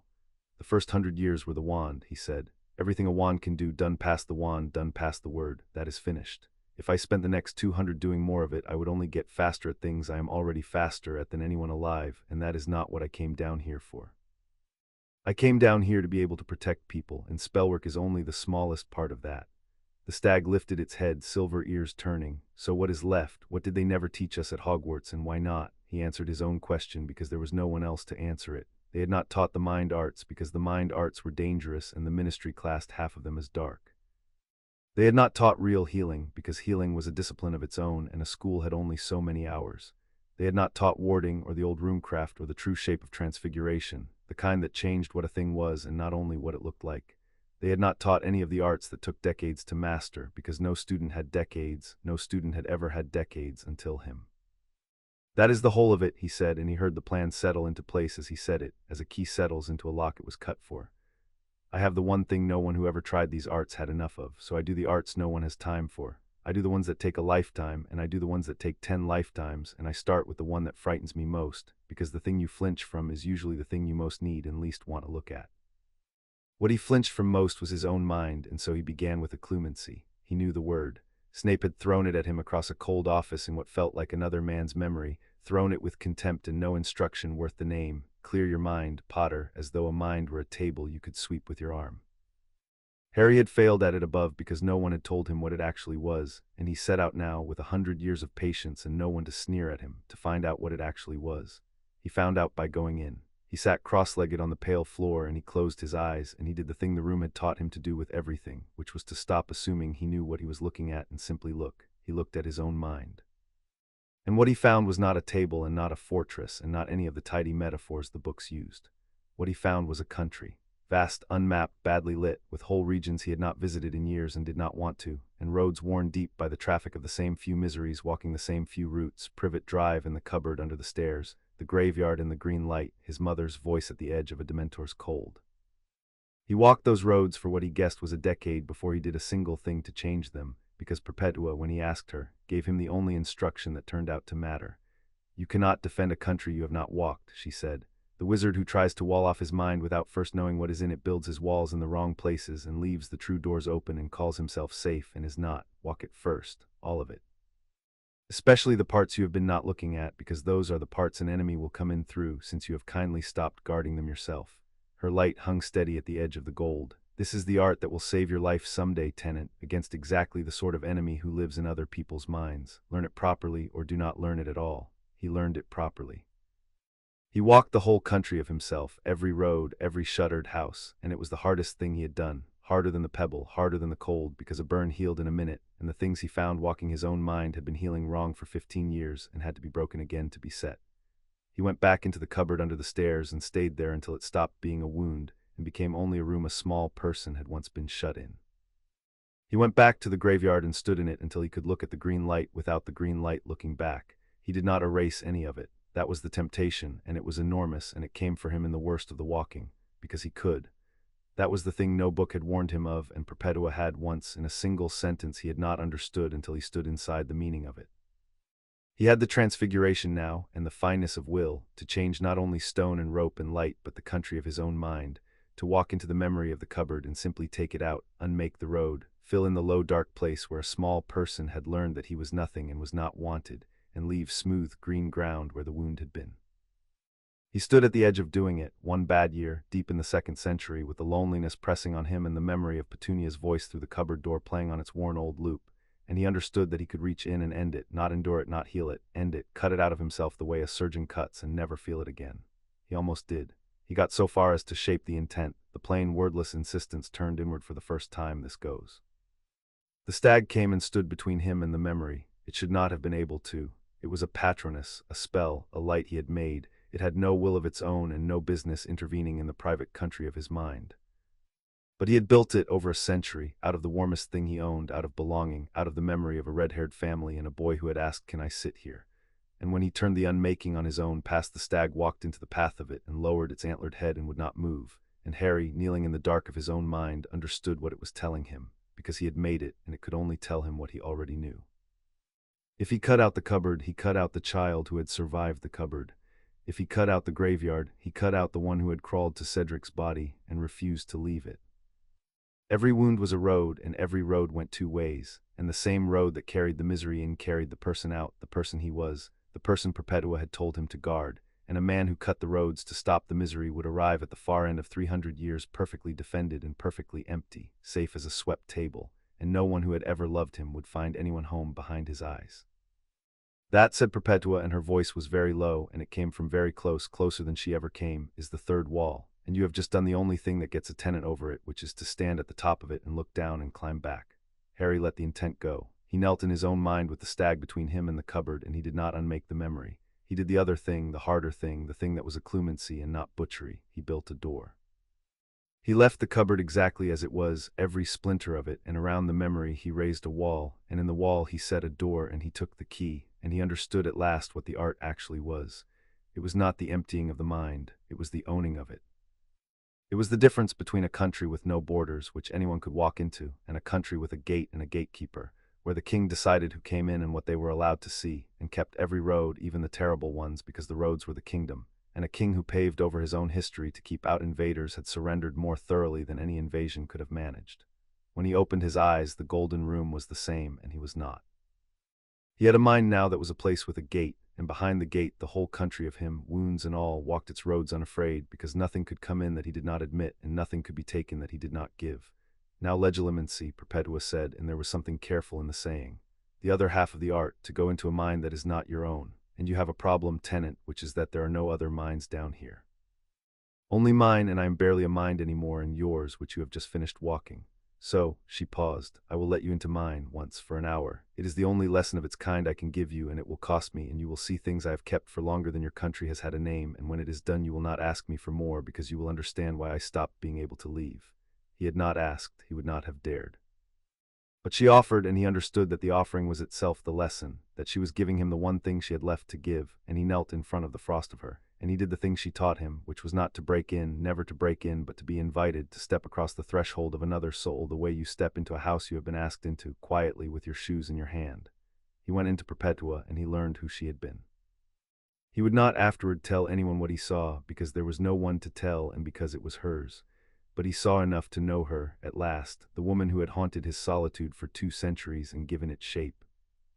He saw a village of round stone houses under a sky he did not recognize, stars in the wrong places, and a young woman with Perpetua's steady eyes standing at the edge of it, while something came out of the dark toward her people, something the books he had read did not have a name for, because the books had been written long after it was gone. He saw an age of darkness older than Voldemort, older than Grindelwald, older than the founding of the school that would one day be built above her, and he saw her find the stair as he had found it at the bottom of the world in the hour of her people's need. He saw her go in. He saw her cross 300 years as he was crossing them and come out the far side a thing of terrible power and go up the stair and find. He saw what she found at the top. The hour ended. He came out of her mind and knelt on the pale floor with his face wet, and Perpetua's light had drawn back to the very edge of the world, dim, spent, and neither of them spoke for what might have been a day, and when he finally did, all he said was, "I'm sorry." "Yes," she said, "so was I for a very long time. Now you know why I stayed, and now you will stop asking, and we will not speak of it again until the end when it will matter. Get up. You have an art to learn, and I have shown you the whole of what I can teach of it. The rest is discipline, and you have more of that than anyone I have known." Her voice steadied with effort. "Go carefully with it, tenant. To walk in another's mind is the most intimate thing one soul can do to another, and the most violent, depending only on whether you were asked. Never take what you're not given. The wizard who forgets that becomes the thing you came down here to be able to fight." He went carefully with it. He practiced the discipline of it on the only mind he was permitted, his own, going in and out of the gate he had built until the passage was clean, learning to read the roads of a mind at a glance so that someday, faced with an enemy who lived in other people's heads, he would know a true memory from a planted one, an open door from a trap, and would never, whatever it cost him, mistake being asked for taking. Between the great arts he learned the quieter ones, and the quietest and the hardest was healing. He came to it through failure, and the failure this time was his own body. He had been driving himself at the elemental conjuration, at fire mostly, because fire was the most honest of the elements and the least forgiving, and one waking he lost a working, and it did not merely burn him, it broke him. A lash of loosed flame that cracked 3 ribs and opened his side to the bone before the room, unhurried, began to knit it closed. He lay on the pale floor with the room mending him against his will and understood, watching his own flesh draw shut, that he had spent 2 centuries learning 100 ways to break a thing and not one true way to mend one, that he was, for all his mastery, a wizard who could sever and could not stitch, and that a man who could only break was half a wizard in the wrong half. So he set the fire aside and learned the body. He learned it the slow way, the only way there was, because the room would not let him practice on anything living, and there was nothing living to practice on, and so he practiced on himself. He cut himself precisely, shallowly, and closed the cut by hand before the room could, racing the room's blind mending with his own seeing one. And he learned that healing was the opposite of every other magic he knew, that severing wanted only force and mending wanted understanding, wanted him to hold in his mind the true shape of a thing so completely, the exact weave of skin, the branching of a vein, the grain of a muscle running to its anchor of bone. That his magic could coax the flesh back toward the shape it had lost. Breaking was a command. Healing was a conversation, and the body was a shy and stubborn speaker, and it took him 30 years to learn its language, 30 years of small deliberate wounds closed by candlelight, until he could knit a gash shut in the time it took to open one and knew the map of himself, every vessel and every nerve, as well as he knew the ring of columns, and understood, having learned it, that he would give a great deal never to have to use it, because you did not learn to close wounds unless you expected someday to be standing over someone who was bleeding. Then he went back to the fire, because the fire had beaten him, and he did not leave things that had beaten him. The elemental conjuration was the most beautiful magic he learned and the most dangerous, and for a while it was the only thing in the long room that could still surprise him. He learned to call fire not as the fire-making charm called it, a tame flame at the end of a wand, but as the old conjurers had called it, whole and living and hungry, a thing with a will you had to master the way you master a horse, by knowing it better than it knows itself. He stood in the center of the golden room and raised a column of flame the height of the astronomy tower, and turned it slowly into a wheel, and the wheel into a river, and the river into a great slow bird of fire that circled the reading pillars on wings of heat, and the light of it threw the first true shadows the room had held in 2 centuries, his own shadow leaping vast across the pale floor, and he understood, watching it, why the founders had feared this art enough to bury it. Because a wizard who could make a living thing of fire was 1 bad hour from burning down the world, and the only wall against that hour was the discipline he had spent 30 years on the healing to build. He called water next, out of nothing, a standing wave that hung glass-green and motionless above the floor, and held his own reflection in it. He called stone up out of the ground in shapes it had never taken. He called wind in a room that had no air to move, and the wind came, because down here his certainty was the only weather, and by the end of it he could hold all 4 at once, fire and water and stone and moving air, wheeling around him in a slow cathedral of the elements, and no living wizard had done that in 1,000 years, and there was no one to see it but a stag made of light and a woman worn to a whisper at the edge of the world. "They will call you many things when you go up," Perpetua said, watching the elements turn. "A prodigy, a freak, the next Dark Lord, some of them because people cannot tell the difference between power and the will to misuse it, and they will assume that anyone who has the first must have the second. Let them, it is the tax on being what you are. Only never let their fear teach you to be small in the wrong way, to hide the giving along with the power. Hide the power, never hide the giving. Transfiguration came last of the quieter arts, and it was the strangest, because it asked him to stop believing in the solidness of the world. The transfiguration he had learned at school changed the shape of a thing and left its nature alone. A teacup made from a mouse was still underneath, a mouse pretending. The true transfiguration, the lost kind, changed what a thing was, all the way down, so that the teacup was a teacup and had never been a mouse and would not remember being one. To do it, he had to learn a thing that took him 40 years to believe, that the difference between a mouse and a teacup was not as fixed as it looked, that matter was less a set of solid facts than a set of habits the world had gotten into, and that a will strong and precise enough could talk the world out of a habit and into a new one. He turned stone to bread and bread to stone.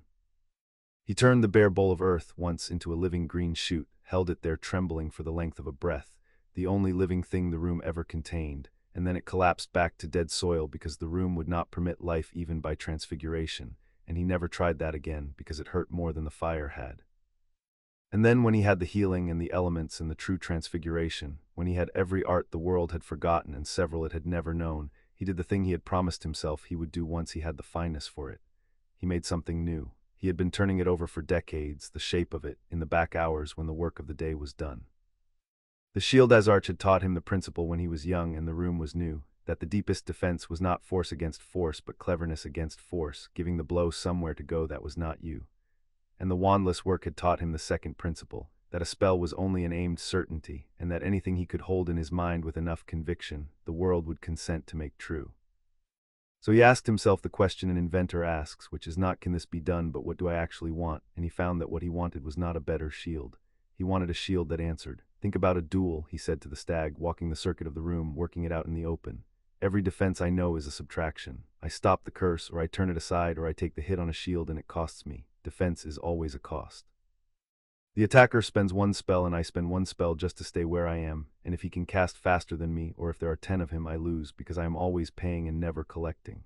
He stopped, looking at the golden distance where his imaginary enemy stood, but the shield as arch does not stop the force, it redirects it, and if it can send it somewhere, then in principle it can send it back. What if the defense were not a subtraction? What if the shield caught the curse as a wall catches a ball thrown at an angle and kept its energy and returned it so that every attack against me made me more dangerous instead of less? Because, said Perpetua, drifting near, and there was the old dry note in her voice that meant she was enjoying herself, no one has ever managed it, and better wizards than you have died believing they had. Go on, tell me why it cannot be done, and then, if you are the tenant I think you are, do it anyway. It cannot be done because a curse is not a ball, Harry said, thinking fast now, the ideas coming in a chain. A ball's energy is just motion, and motion redirects clean. A curse is intent, it is shaped. Killing curse is not force, it is a command, it is the word for stop living aimed at whatever it hits, and if I catch it and throw it back I am not throwing back energy, I am throwing back a command that is still shaped to kill, keyed to the caster's intent not mine, so it will not obey me, it will just sit there, caught, alive in my shield like a wasp in a jar. He was walking faster. Unless I do not try to redirect the whole curse, unless I only catch the energy and let the intent burn off. Strip it, a curse is a shape poured full of will. If I can catch it in something that holds the will but not the shape, the will drains out, the intent dissipates, and what is left is just raw magic, unshaped, mine to aim. Not a mirror, a sieve, a shield that strains the intent out of whatever hits it and hands me back the naked power to do with as I like. He built it over 11 years. He called it nothing because there was no one to name it to. In his own mind it was only the sieve. It was the hardest single working he ever made, harder than the pebble, because it required him to hold two contradictory certainties at once, that the shield was solid enough to catch a curse and porous enough to let its intent pass through and evaporate, and the holding of two contradictions in one steady mind was an art in itself, one the mind-walking had, without his planning it, prepared him for. When it finally worked, when he stood in the golden room and let a conjured curse from a conjured enemy strike the shimmering not-quite surface he had learned to raise, and felt the malice in it thin and scatter like smoke while the raw force of it pooled cool and obedient in his open hand, he laughed the cracked laugh alone, and the stag bugled, a sound it had never made, a bright brazen note that rang the length of the columns and came back. There has not been a wizard who could do that, Perpetua said quietly. In all the years I have watched this room, not one. You understand what you have made. You have made yourself a thing that grows stronger the harder it is attacked. You have unmade the whole logic of a duel. 100 enemies is no longer 100 times the danger. It is 100 times the fuel. She was silent a moment. Do not let it make you love the fight, tenant. That is the last trap, and it is the one I cannot warn you off, because you will not believe you are in it until you are. A wizard who cannot be overwhelmed begins, very slowly, to want to be attacked. Guard against it, guard the child. He never wanted to fight anyone. He only wanted no one else to get hurt, keep him at the front. Harry kept him at the front. It was harder than the sieve. It was harder than any spell, keeping the child who had only ever wanted no one else to get hurt at the front of a man who could no longer be overwhelmed. And there were stretches in the deep of the 2nd century when he lost the thread of it, when the work went cold and mechanical, and he caught himself setting the conjured enemies not to train against but to break, to feel the sieve draining them dry. And each time he caught himself, he stopped and summoned the stag. And sat with it until the child came back to the front, and it always cost more than the time before. He spent a decade learning to fight, which was not the same as learning to duel. Dueling was a sport, 2 wizards and a set of rules and a bow at the start. Fighting was what happened when a dozen people came through a door meaning to kill everyone behind you, and it obeyed no rules, and Harry had a suspicion, cold and certain, that the day was coming when he would need to know the difference in his body and not his head. So he made the room teach him. He shaped opponents out of the floor, not one but many, 6 and 10 and 20 at a time, gray figures with splinters of stone for wands, and set them to come at him from every side at once, without honor, without pause, as real killers came, and he stood in the middle of them and learned. He learned that a man surrounded does not turn to face each enemy in turn, because turning is dying. He learned to hold the whole ring of them in his mind at once, as he had held 100 pebbles, to track 20 wands as a single moving shape and answer all of them from a stillness at the center. He learned to layer the sieve so that curses from 6 directions drained into one another and left him holding 6 fistfuls of tamed power, and to spend that power not in fury but in economy, 1 binding, 1 wall of raised stone, 1 sweep of wind that took a dozen conjured feet out from under a dozen conjured figures. He learned to end a fight from standing still, because the wizard who runs has already decided he can lose, and Harry had spent too many years becoming unlosable to insult the work by flinching. And he learned, drilling against the gray tide, the thing Perpetua had warned him of, because it came for him exactly as she had said it would. There was a pleasure in it, not in the hurting. The figures were stone and felt nothing. In the sheer sufficiency of it, in being a still point that 20 attackers broke against like surf, in the cold, clean mathematics of a threat solved before it had landed. He caught himself one waking, setting the figures to 40, then 60, then 100, not to train, because 100 was no harder than 20 once you had stopped thinking in ones, but to feel the 100 break against him, to stand in the eye of an impossible storm and be untouched, and he understood, standing there with 100 gray enemies frozen in the moment of their failure, that he had crossed a line into wanting the storm, and that a wizard who wanted the storm would, sooner or later, go looking for one. He unmade the 100. He sat down on the pale floor. He summoned the stag and put his hand on its silver neck and made himself remember, deliberately, the thing the fighting kept trying to sand away, that he had not learned any of this to be untouchable. He had learned it so that a boy in a graveyard would never again lie pinned to a headstone and watch a friend die. The untouchable part was only the tool. The child was the point. He said it aloud to the stag, to the empty gold, until he believed it again, and then he went back to the drilling, but he never set the figures past 20 after that, because 20 was enough to keep the skill sharp and few enough to keep the wanting quiet, and knowing the difference between those 2 numbers was more important, he suspected, than any spell he had ever learned. He gave the style no name because there was no one to name it to, but it had a shape, and the shape was mercy. Every technique he built in that decade ended a threat without ending a life where a life could be spared. The binding before the breaking, the disarm before the strike, the wall raised to stop a curse rather than the curse turned back to kill. He could have built a faster style, a lethal one. The sieve alone, turned outward, would have let him unmake a room of enemies in the time it took them to lift their wands. He built the slower, kinder one on purpose, because Perpetua had told him that the day he found killing easier than sparing was the day the room had finished making him into something he would not want to carry back up the stair, and he had decided, somewhere in the drilling, that whatever else 300 years made of him, it was not going to make him that.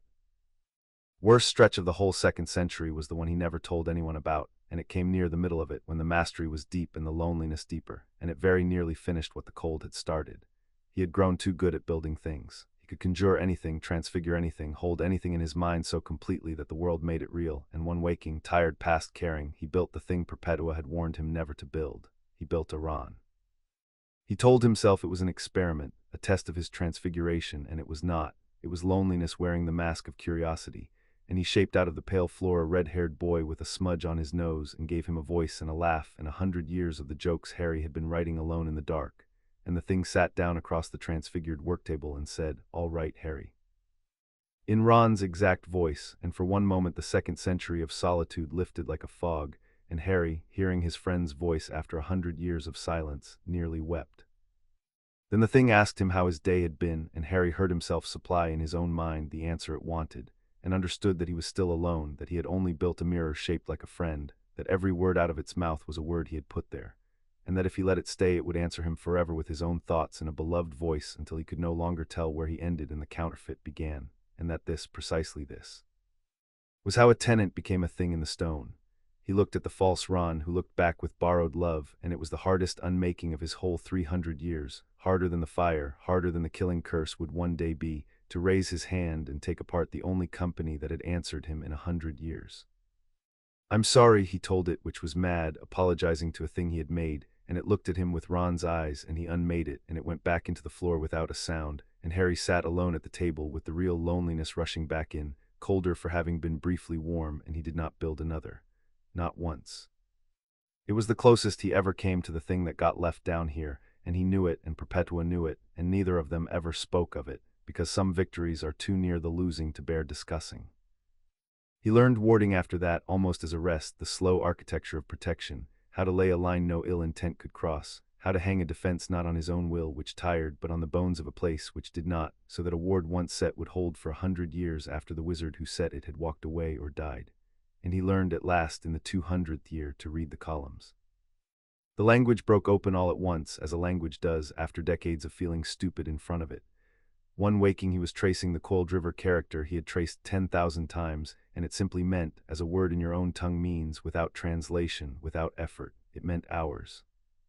The column he stood before was a record of hours, of years spent and arts learned, and he walked the ring of columns reading now, and understood that he was walking through the accounts of everyone who had ever crossed 300 years in this room, that each pillar was a life cut into the stone in the reader's own last years, a testament left for whoever came next, and that most of the pillars, were blank. He counted the written ones. There were 9. 9 columns cut with the accounts of 9 tenants across an expanse of time he could not fathom, and he read them all slowly over years, and came to know the 9 the way you come to know the dead you tend.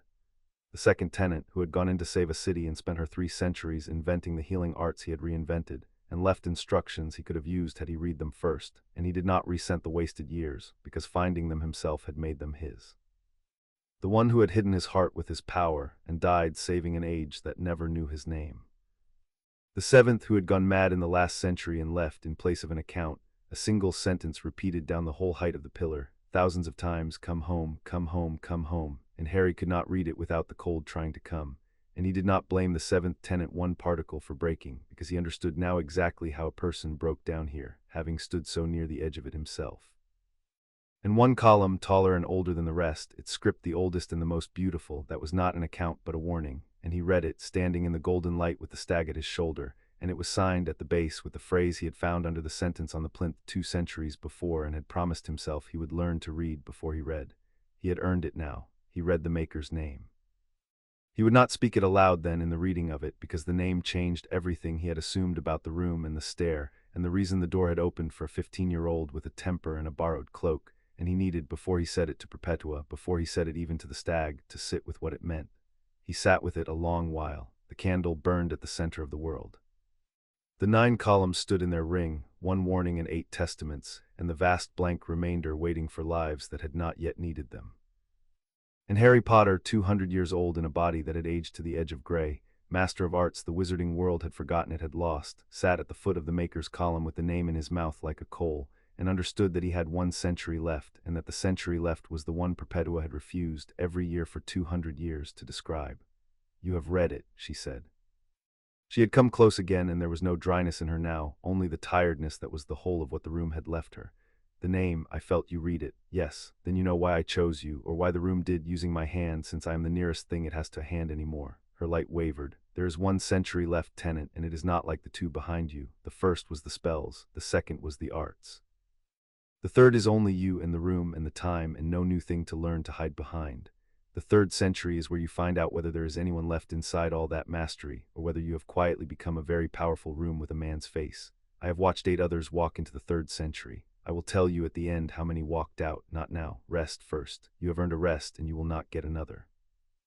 Harry rested at the foot of the Maker's column, under the false gold dawn that had not changed in 200 years, with the stag lying beside him warm and silver and honest, and above him, impossibly far in a bed in a tower, the moon had crossed rather more than half the width of a dormitory floor, and the deepest part of the night was still to come. Chapter 3 and Chapter 4. The weight of centuries. The 3rd century had no walls to climb, and that was the whole of its cruelty. The first 100 years had been the spells, and a spell was a mountain, and a man could set himself against a mountain and know each morning whether he had gained ground. The second 100 had been the arts, and an art was a country, and a country could be walked and mapped and at last held. But Harry had climbed the mountains and mapped the countries, and there was nothing left in the room he did not know how to do, and the 3rd century opened in front of him not as a slope to be taken but as a plain, flat and gold and without horizon, across which there was nothing to do but walk, and nothing to reach, and no way to tell one year's walking from the last. He kept working at first, because work was the honest use of the hours, and he had learned that early and held to it.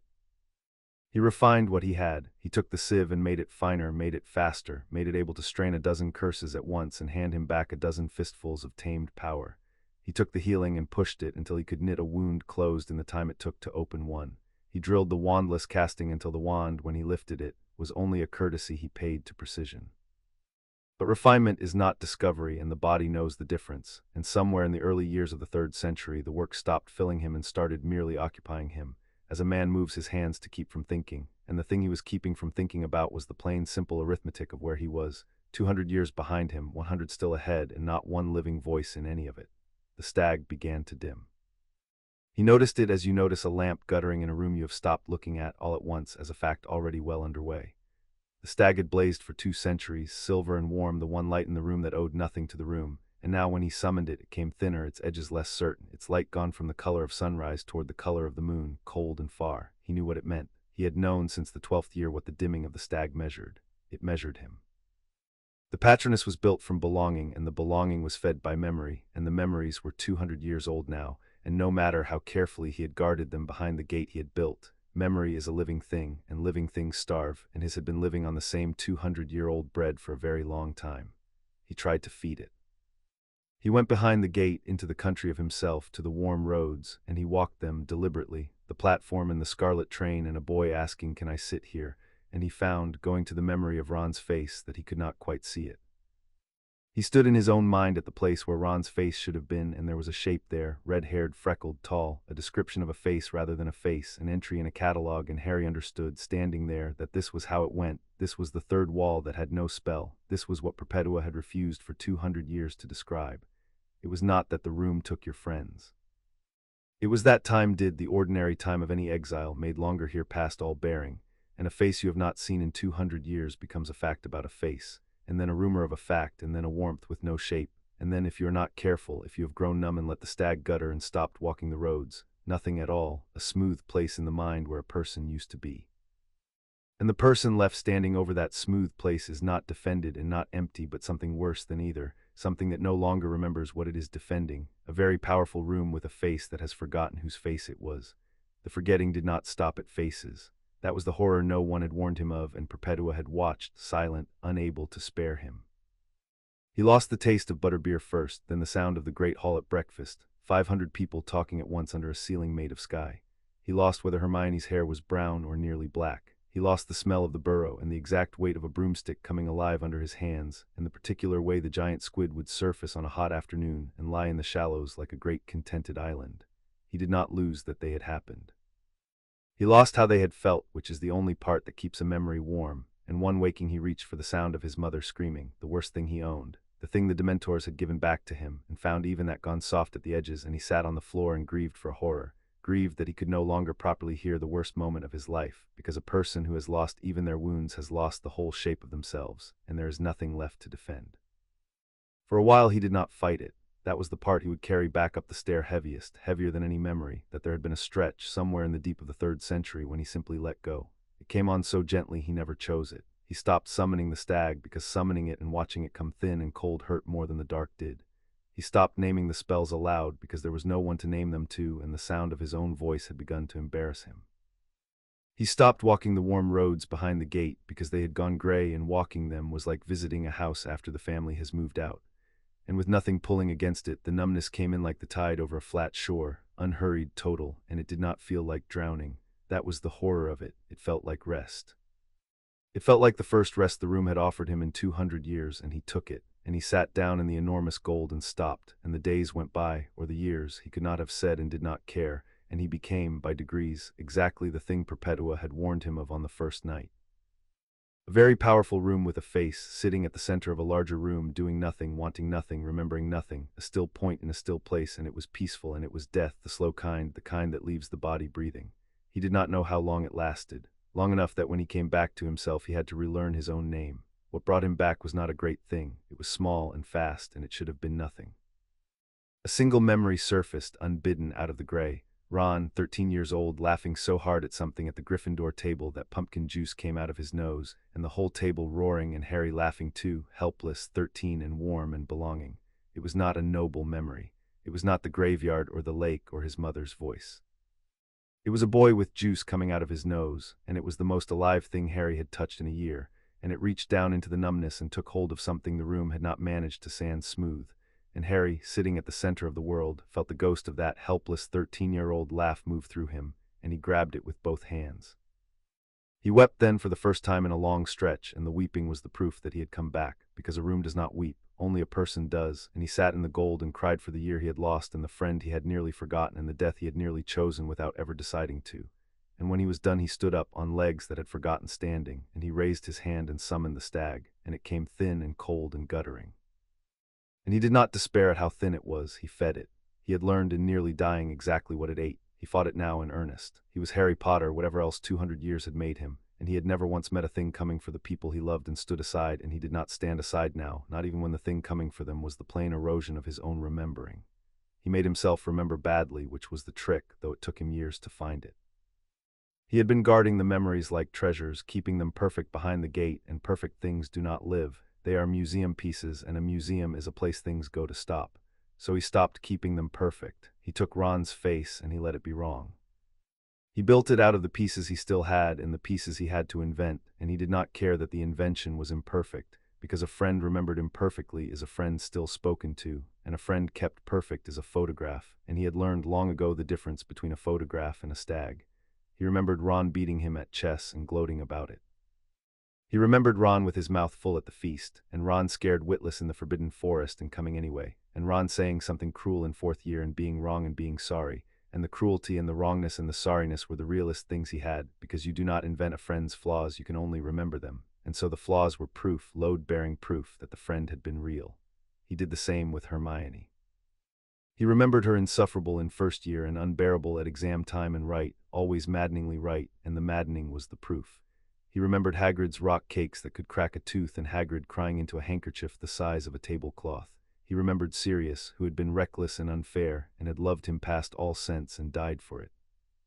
He remembered the whole imperfect, irritating, mortal lot of them, not as treasures but as people, people who had annoyed him and failed him and come back.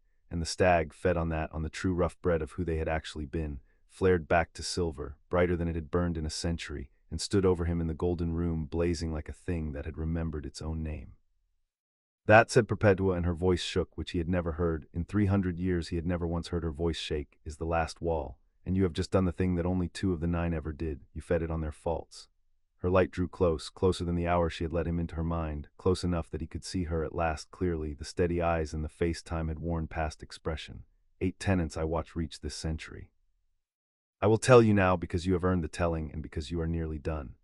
Of the 9 who crossed 300 years in this room, counting the one who made it, 6 went up the stair and could not bear the world they climbed back into, and 3 of those came home to the room in the end, as I did, and are here still in the columns, in the stone, in the cold when it comes. You have felt them. You thought it was one loneliness. It was theirs, layered under yours. Harry looked out at the ring of columns, the 9, 8 testaments and 1 warning, and understood that the cold that had come for him across 2 centuries had never been only his own, that he had been sharing the room all along with the thinned remnants of everyone who had ever failed the last wall, and that the sharing had been the loneliest company imaginable, a crowd of people who were no longer quite people, and that Perpetua who came and went, who spoke and withdrew. Was only the last of them still able to form the words. Tell me about the Maker, he said. I read the name, I've read the warning column 100 times, but you knew her, or you know what she was, tell me. Perpetua was quiet for a while, and the candle burned at the center of the world, and when she spoke her voice had steadied into the register she used for the true things. Her name was Eloan, she said, and she was the first, and there is no record of her anywhere in the world above because she lived before the world above kept records, before your founders, before the Romans your histories start with, before the first stone your kind piled on another stone and called it a wall. She was a witch in an age with no name, and she found this place as we all found it, a well at the bottom of the world where time had pooled, a wound in the making of things where a day outside was 300 years within. She did not make the well, no one made the well, but she was the first to understand what it was, and the first to go down into it, and the first to come out the far side of 3 centuries and see what such a place could be. The light of her turned toward the tallest column, the oldest script, the warning. She could have used it to become a god, she had the years to, any of us did. Instead she spent her last century in the room carving that pillar, and what she carved is not an account of her power. It is a set of terms. She made the well into a room. She set the candle. She wrote the sentence on the plinth. She built the door that opens once, and she keyed it with the last and greatest working any tenant has ever done in this place, so that it would open only for a certain kind of soul, in a certain kind of hour, and never ever for the other kind. What kind? Harry said, though he had read the warning, though he knew, though he wanted to hear her say it. The kind that comes to give, Perpetua said. The door opens in an age of darkness, and only in an age of darkness, and only for one who comes down that stair wanting to be able to protect something they love more than they love themselves. That is the whole of the key. That is why it opened for a boy of 15 with a borrowed cloak and a dead friend, and no thought in his head but that no one else should have to die the way Cedric died. Elowen built a forge, tenant, a forge for the ones the dark ages need, and she built it so that only the givers could ever light it. Her voice dropped, and she wrote the warning for the other kind, because a place like this cannot be perfectly locked. Someday she knew someone would come who wanted the well not to protect but to possess, not to be made ready but to be made endless, a taker, and the warning on that pillar is for them, and it is very short, and I will tell it to you because you may need it before the end. It says, this well makes the giver and unmakes the taker. What forges the one will burn the other to nothing. Come to give or do not come. Harry sat with that a long while. The whole architecture of his 3 centuries rearranged itself around it. The door, the terms, the reason a room older than history had opened for him, and not for the ministry that would have wanted it or the dark lord who would want it more. And he understood, in a way that went past pride into something quieter and heavier, that he had not stumbled into the room. The room had chosen him across an unfathomable gulf of time, by the one measure Elowen had built into its lock, and the measure was not power and not cleverness and not blood. It was whether you would spend yourself for someone else. It was the only thing about him the room had cared to check, and it had checked it and let him in. Why did you stay? He asked her, and this time she did not deflect, because it was the end or near it, and she had promised him at the beginning that the answer would come when it mattered, and it mattered now.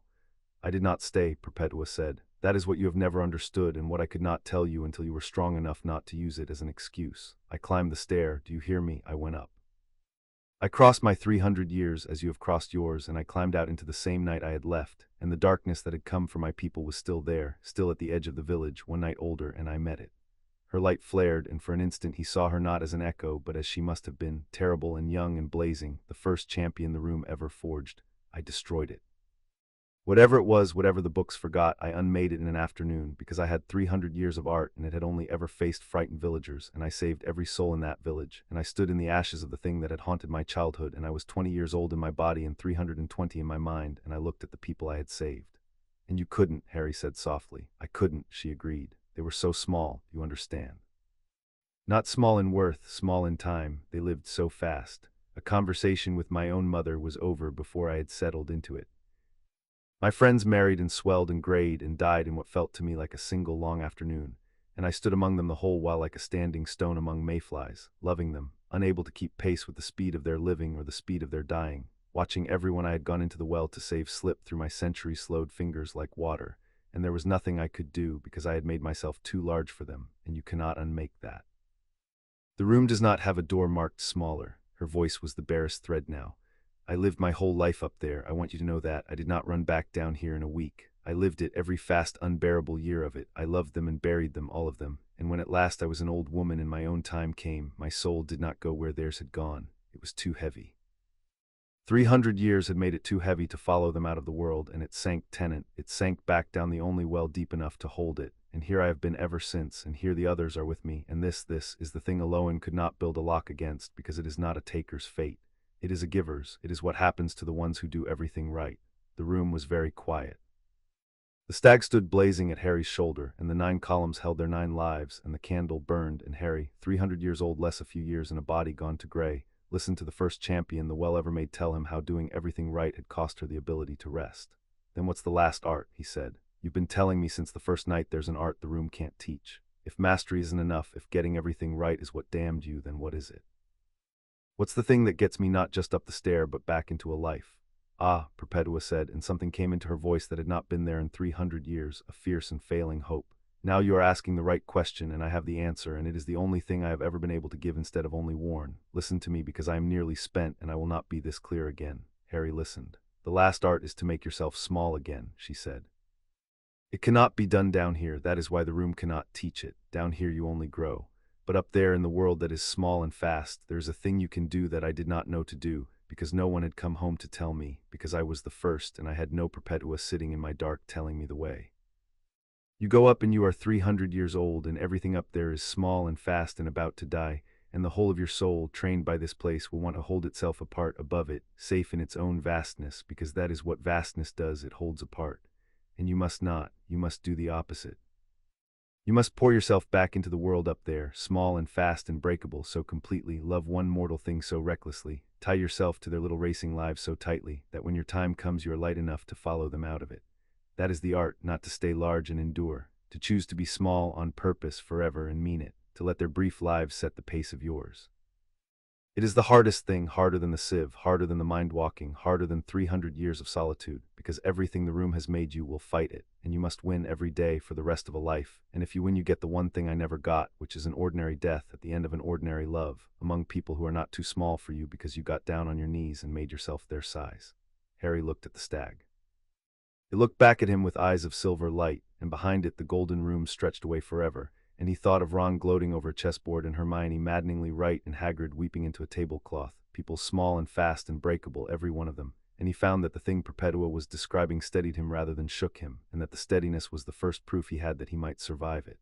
I can do that, he said. I know you can, she said. That is why it opened for you and not for me and not for the 6 who came home. You were already that when you walked down the stair. A boy who ran into a graveyard he could not win in for a friend who was already dead. The room did not teach you the last art tenet. It only gave you 300 years to make sure you would not forget it. Now, her light began to gather, to firm, to make ready for something. You are nearly done. There are a few years left, and you will spend them saying goodbye to me, to the columns, to the stag, to the person you have been down here, because the person who climbs the stair must be light, and grief left uncarried is the heaviest thing there is. And then the stair will come back when you are ready at the threshold, and you will climb it, and you will be 15 years old again in the flesh the moment you cross the last step, because that is Eloan's mercy, the one she built for the ones who make it, that they go home in the body they left in, and carry the centuries only where no one can see them. Are you listening? Yes. Then hear the last of it, and then let me go quiet, because I am tired past the telling of it, and I have waited 300 years to be able to stop. When you go up, you will be the most dangerous soul alive, and no one will know it, and you must keep it that way as long as you can, not out of pride but out of mercy, because a world that knows what you are will never again let you be small, and small is the only thing that will save you. Hide it, be who they remember, let them beat you at chess. And when the darkness comes for them, and it will, because that is the only reason a door like this ever opens, be there and be enough, and then put it away again and go back to losing at chess. That is the whole of the life I am giving you the map to. It is a good life, it is the one I would have wanted. Go and live it, and do not, whatever you do, come home to the well when it hurts, because it will hurt, and the well will always be here, deep enough to hold you, and you must never, ever let it. He spent the last years as she told him to. He said his goodbyes, and they were the hardest work of the whole 300, harder than any art, because saying goodbye to a life you have finished is a thing most people are spared until the very end, and he had to do it awake and slowly and on purpose. He walked the ring of columns and read every account, all 8, the 8 lives that had crossed the centuries before him, and he learned their names and their ages and their darknesses, the ones who had gone up and not come back and the ones who had come home, and he spoke to them, to the cold that was them, and he thanked them because they had kept him company in the only way they had left, and because no one had ever thanked them, and the cold, when he thanked it, drew back gently and did not come again. He sat longest at the 7th column, the one that said only come home, and he told its author that he understood, that no one could have done better, that the breaking was not a failure but a wound, and he felt, or imagined he felt, something in the stone ease, the way a hand unclenches in sleep. He learned the others too in those last walks, until the strangers in the stone became kin. The one who had hidden his heart with his power and died saving an age that never thanked him, whose column was the loneliest thing in the room until Harry read the 7th. And the 5th, who had gone up and stayed up and lived a long bright life and died content and never came home, the only one of the 9 who had truly won, whose account ended not with a warning but with a single line Harry read 100 times. It can be done, it can be done, do not believe the others, it can be done. He held to that one, he needed it. Of 9 who had crossed the centuries, one had come out whole and stayed whole, and one was enough, one was proof, and Harry decided he would be the second, and he told the fifth tenant's column so out loud, a promise made to a dead stranger across an unguessable gulf of years, and the cold did not come while he made it. He did not carve his own column. There was no time, and he found he did not want to. A testament was a thing you left when you were not sure you would make it out, and Harry had decided, standing among the 9, that he was going to make it out, was going to be the fifth tenant's second, and that the best account he could leave was not words cut in a pillar but a long ordinary life lived up in the light, a life so small and so full that when it ended his soul would be light enough to rise. So he left the stone blank, and it was the most confident thing he ever did, and Perpetua, watching, said nothing, but something in her eased, in a way it had not eased in 300 years. The room offered him, in those last years, one final temptation, and it was the gentlest and the worst. He was saying goodbye to everything, and goodbyes are lonely, and he had the skill now to not be lonely for the whole of the ending. He could build a companion for the last stretch, not a false Ron this time. He had learned that lesson, but a thing that knew it was a thing, an honest construct, a made friend who would keep him company through the goodbyes and ask for nothing and vanish when he climbed the stair. It would harm no one. It would only make the last years bearable. He stood with the idea a long while because it was reasonable, and reason was how the room got the ones it got. Then he understood why it was the worst temptation of all. The goodbyes were supposed to be lonely. That was their whole function. A person who filled the ending with company would climb the stair still full, still large, still surrounded, and would arrive up top expecting the world to keep him that full, and would find it could not, and would come home to the well the first time the smallness of a real life ached. So he did not build the companion. He said his goodbyes alone as they were meant to be said, and he let it hurt, all of it, every unanswered word, and it was the last gift he gave himself before the stair, the gift of an honest, uncushioned farewell. He practiced in those last years the art he could not truly practice, the being small, the only way he could, which was in his mind. He sat in the enormous gold and imagined an ordinary Tuesday, a lesson he was bored in, a friend complaining about homework, and he taught his 300-year-old soul to lean toward the smallness of it instead of above it, to find the lesson in the complaint and the boredom precious precisely because they were brief. And it was the strangest training he had ever done, harder than the pebble, because there was no technique to it, only a turning of the will toward the ordinary again and again.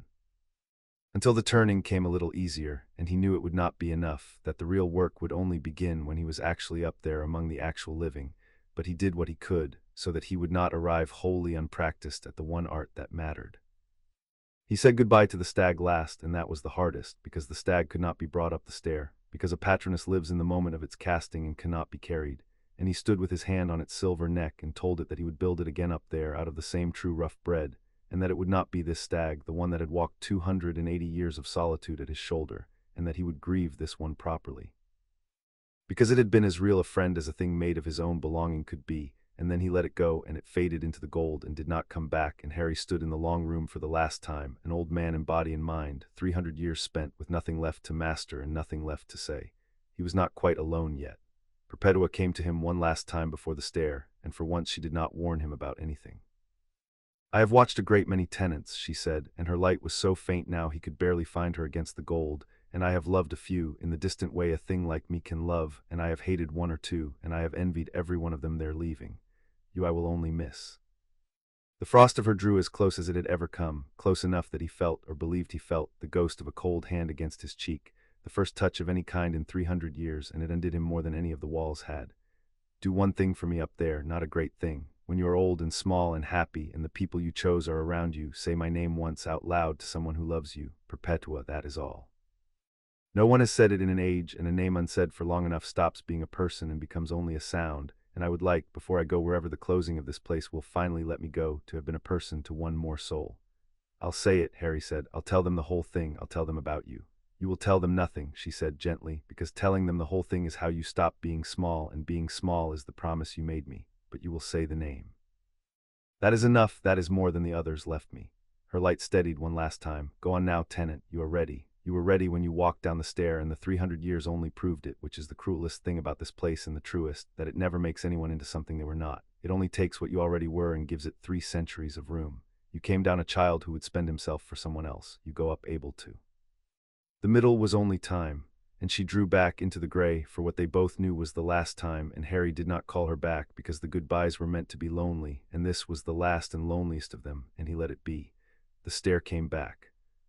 It rose out of the pale floor at the threshold where it had been, the black veined stone, the throat of the descent become the throat of an ascent, and the cold, dry air of the world above came down it, and the held note of the room dropped and softened into something almost like a farewell. Go on, Perpetua said from everywhere and nowhere, spent to the last thread of herself. The night is nearly over up there. You have been gone 8 hours and 300 years. Go home, tenant, be small, be happy. Harry set his foot on the first step. He climbed. He did not count, because counting was how they got you, and he was done being gotten. He climbed the stair that went up farther than the castle had any right to allow, and the golden light fell behind him, and the ordinary torchlight rose ahead, and the cold, dry stone of the dungeons closed around him, older and honest, and with every step something happened that he felt but could not have described. A lightening, a folding, the 300 years drawing inward, sinking down behind his eyes where no one would find them. And the gray going out of his hair, and the weather going out of his face, and the ache of 3 centuries going out of his bones, until the figure who had entered the last step left it as a boy of 15, untidy black hair, faint scar, his mother's green eyes, exactly as he had been 8 hours before, exactly as he would never be again. He stepped out into the lower dungeon corridor. The wall behind him was a wall. He turned and put his hand on it, the honest gray granite, and there was no arch, no black stone, no throat of a stair, no colorless light, only the cold and the green iron smell of the lake, and very faint from very far above, the first gray suggestion of a dawn coming up over the castle. He stood with his hand on the stone. He was 15 years old. He had been alive for 315 years. His feet knew the way back to Gryffindor Tower, and he took it quietly under a cloak he drew from his pocket without thinking, moving through the sleeping castle with a stillness he had not owned when he last walked these halls. And the portraits did not stir, and Mrs. Norris did not find him, and the one who climbed back through the portrait hole as the first light touched the windows was the same person who had climbed out of it the night before and was not. And no one in the whole waking world had the smallest idea of the difference. He undressed in the dark of the dormitory. Ron was there in the next bed, mouth open, snoring, red hair a mess on the pillow, alive, present, close enough to touch. And Harry stood over him for a moment, looking at a face he had spent 100 years learning to remember and had in the end forgotten and rebuilt, and here it was, the true one, careless and freckled and real, and something in Harry's chest, some pressure held for 3 centuries, eased. He lay down. Above him the hangings, and above the hangings the ceiling, and above the ceiling the towers and the coming sun, and below him, unimaginably far, the long room going dark and quiet with no one left in it but the cold and the 9 and the last thread of a woman who had, at long last, been allowed to stop talking. He closed his eyes. The dawn came up red through the gap in the curtains. In an hour a bell would ring and Ron would groan, and the ordinary, unbearable, beautiful, breakneck world would start again, and Harry Potter, the most dangerous soul alive, would go down to breakfast and let it. Chapter 4 and Chapter 5. A boy made of years. The bell rang, and the world came at Harry all at once, too fast and too loud and too dear, and he lay in the 4-poster and let it happen to him the way Perpetua had told him to, without holding himself above it, and it was the hardest thing he had done since the last wall. Everything moved at a speed he had forgotten existed. Ron sat up and groaned and swung his feet to the floor and said something about potions and Snape in the space of about 4 seconds, and to Harry it was like watching a hummingbird, a blur of a life happening at a pace his 3 centuries could barely track, and he understood in that first waking minute exactly what Perpetua had warned him of, the pull to stand back, to observe these quick small people from the safe cool distance of his own vastness. To be kind to them as you're kind to children or to weather. He fought it. He got up too fast and stubbed his toe on the trunk on purpose a little, because Payne was 15 and he needed to be 15, and he swore, and Ron laughed, and the sound of Ron laughing, careless and real and 1 second long, was worth more to Harry than any spell he had spent 100 years to master. You look weird, Ron said, pulling a jumper over his head. Did you sleep? You look like you've been up all night. Couldn't sleep, Harry said, which was true in a way that would have taken 300 years to explain, and he found his voice came out steady and unhurried, an adult's voice, and he pitched it younger, roughened it, put the 15-year-old back into it. Bad dreams, you and your bad dreams. Ron said it kindly and threw a sock at him, and it was the most ordinary thing in the world, and Harry caught the sock out of the air without looking at it, tracked it and took it clean with a reflex honed against 10,000 curses, and saw Ron notice, a flicker of a frown there and gone, and made himself drop the next one clumsily so the strangeness would not stand. That was the shape of the first days. A constant, exhausting, second-by-second discipline of being smaller than he was. He had spent 300 years learning to be more, and now, hour by hour, he taught himself to be less, to slow his hands, to blunt his answers, to let the ordinary friction of being a boy scuff him again, and it did not come naturally, and Perpetua had told him it would not, and had told him also that the not coming naturally was the whole of the work, and that the day it came easily was the day he had lost. There was no rest in it. That was the part he had not expected. He had imagined in the room that coming home would be the reward, the soft landing after 300 years of stone, and instead every hour of every day was a performance he could never once set down, 1,000 corrections made against his own new nature.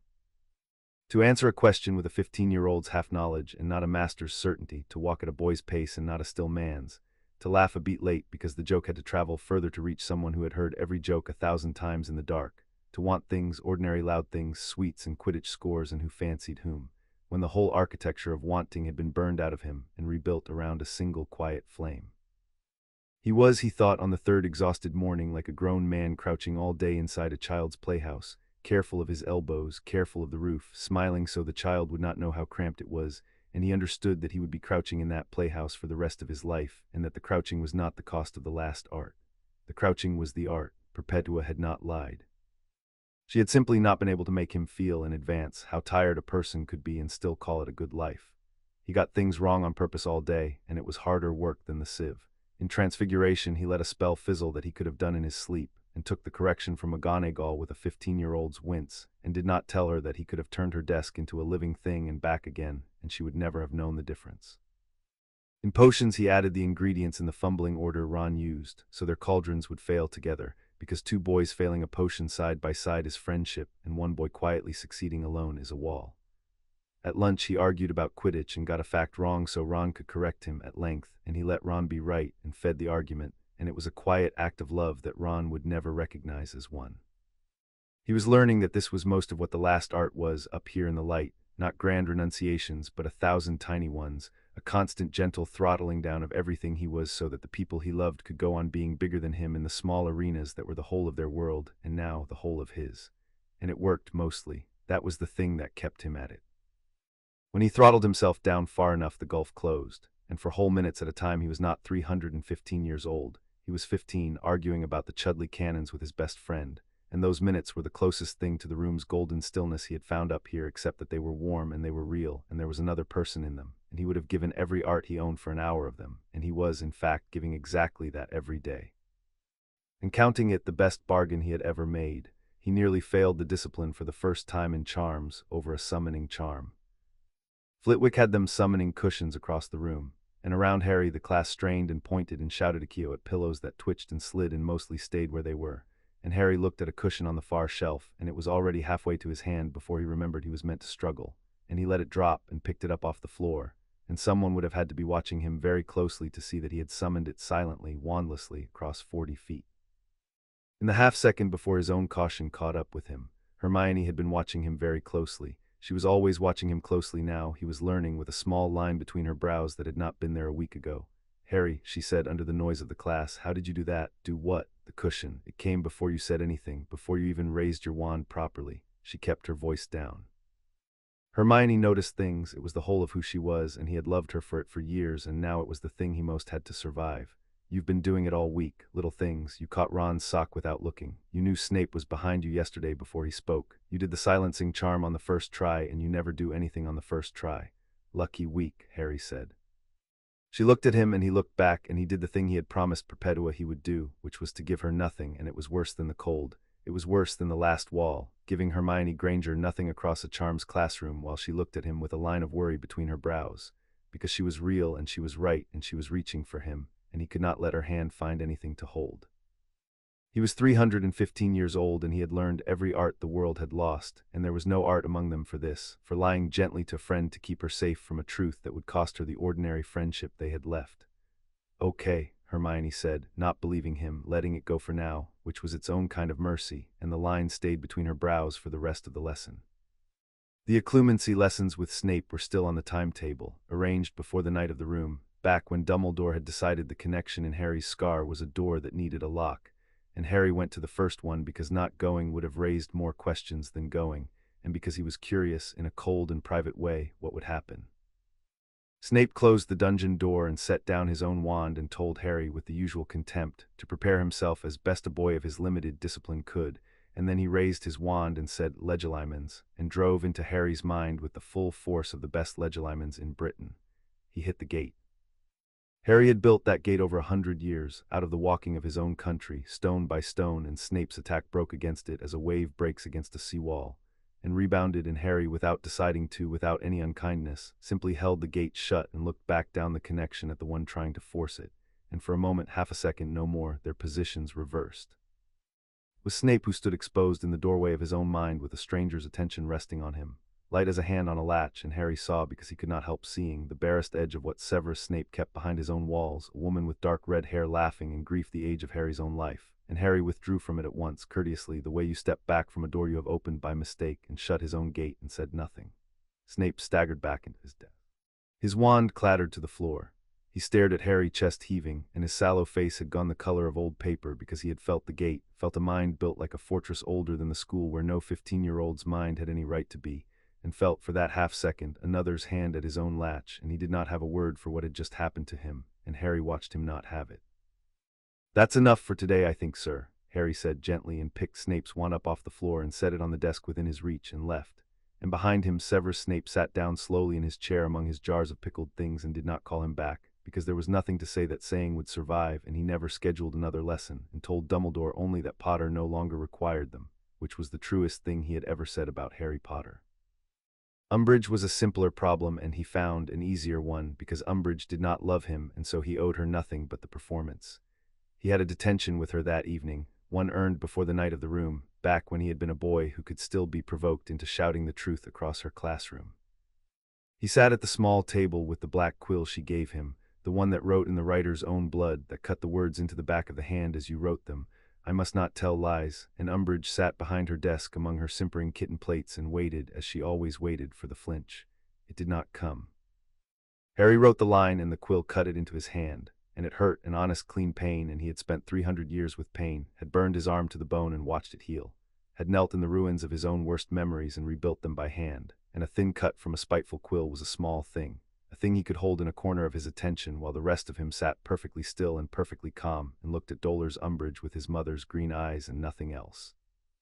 Nothing for her to feed on, only a stillness that did not belong on a boy of 15, a patience older than the stone under the castle. He wrote the line again and again. And Umbridge, who ran on the flinch, who needed the tremor and the wet eyes and the swallowed protest as the cold in the room ran on silence, watched a 15-year-old bleed and sit and gaze at her with the calm of a deep well, and something crossed her wide pink face that had never crossed it in that office before. Her hands went still on the desk, she did not know why. She told him he could go early, and he thanked her politely, and he walked out with his hand cut and his composure whole, and he understood that he had reached her without lifting a finger, and that he must be careful never to do it again, because a rattled Umbridge would write to the ministry, and the ministry must never, ever start wondering what had happened to the Potter boy. He healed the cut on the way back to the tower without thinking, a brush of wool across the back of his hand in a dark corridor, the skin closing clean.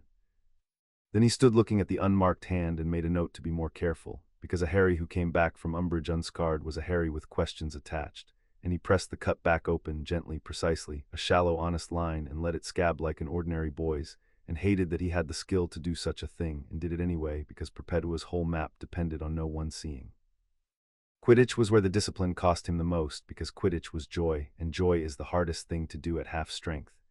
He had loved flying before the room, loved it the way you love the first thing that was ever yours, and 300 years had not touched it, because there had been no sky at the bottom of the world and no broom, and the room could not conjure the feeling of wind. So the first time he kicked off the pitch that week, rising into the gray autumn air over the castle, something in him that had been clenched since the stair let go, and he flew, really flew, for about 11 seconds before he remembered himself, because he was too good, not too fast, the broom set the speed.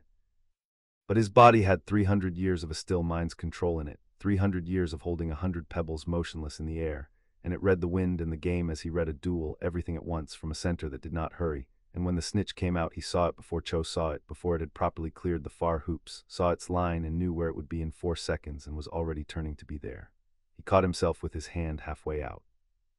He made himself lose it, pulled up, let Cho's shape blur past him toward the gold, and the snitch got away, and Angelina bawled him out from across the pitch. And Harry took it, because a Harry who caught every snitch in the first minute was a Harry the whole school would come to watch, and he could not afford to be watched. And so he learned in the air the same lesson he was learning on the ground, to fly like a talented boy, and not like the oldest and most precise thing in Britain, and it was. Of all the small daily surrenders, the one that hurt the most, because flying had been the one place he was allowed to be more, and now he had to be less even there. The Defense Association was the one place the discipline nearly broke for joy, and the one place it mattered most that it did not.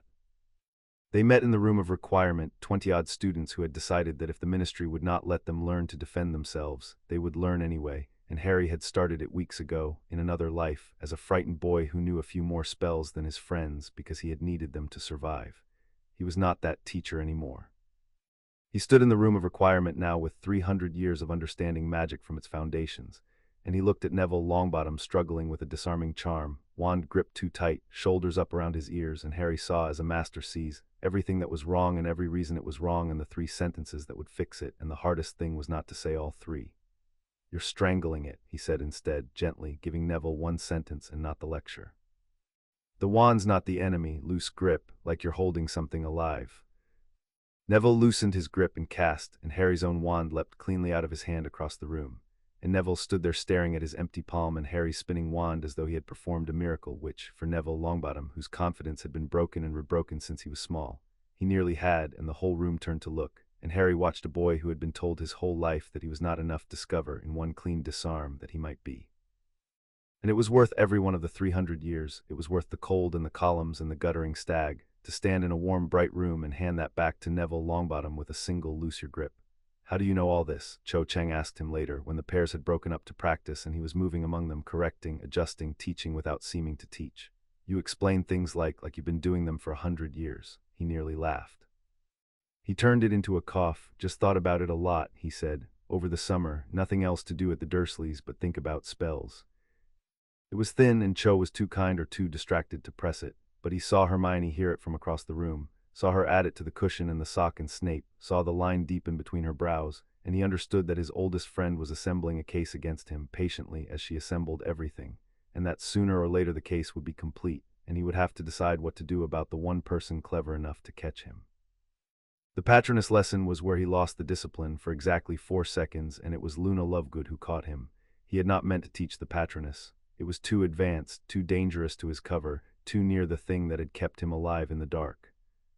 But the DA had asked, and Dementors were real and the times were dark, and so he stood in the room of requirement and told them the theory, the happy memory, the incantation, and around him silver mist guttered and failed, and here and there a wisp took shape, and it was going well, it was ordinary, until Neville, of all of them, produced a wavering, half-formed something that collapsed, and looked so beaten by the collapse that Harry, without deciding to, said the true thing. "Don't reach for a happy memory," he said, and the room went quiet because his voice had changed, had dropped into the register he used for the true things, Perpetua's register, and he could not stop it in time. "A happy memory fades. You'll cast this in the worst moment of your life, and the happy memory will feel like a lie, and the spell will fail when you need it most. Don't reach for happiness. Reach for something you die to protect. Reach for the person you cannot stand to lose, and hold them and make the spell mean I am still standing between you and the dark. That's what a Patroness is. It isn't joy, it's a promise. It's the shape your love makes when it refuses to move." For 4 seconds the room of requirement was silent. Then Harry raised his wand, and because he had said too much, because the truth had come up out of him and demanded a body, he cast, and the stag came. It came the way it had come in the room, enormous and silver and warm, and it stood in the room of requirement blazing with a light that owed nothing to the torches, and it lowered its antlered head and looked at the students with eyes made of belonging, and it was not the wispy patroness of a talented schoolboy. It was the patroness of something that had walked 300 years of solitude and come back. It was too much. He knew it the instant it left his wand, and he let it fade fast, faster than he wanted to, dismissed the one friend that had kept him alive back into the air with a flick of will, and the room breathed out and burst into amazed noise, and only 2 people did not join in.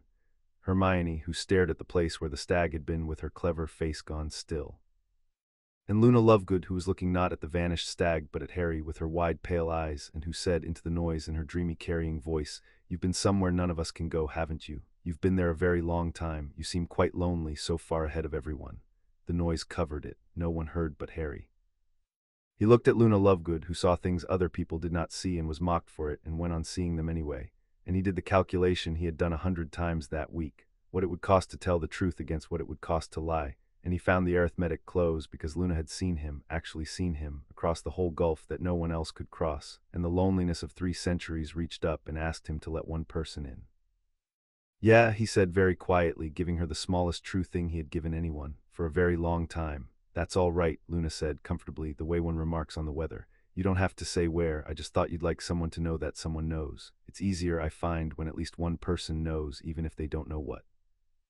And she drifted off to help Ginny with her charm, humming, and left Harry standing in the middle of the room of requirement with something loosening in his chest that had been clenched since the stare.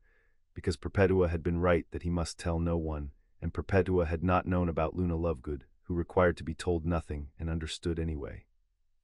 Sirius came to him in the common room fire 2 nights later, past midnight, his handsome ruined face floating in the low flames the way it had before, grinning, reckless, glad, and Harry knelt on the hearthrug and looked at his godfather and felt the gulf open wider than it had with anyone.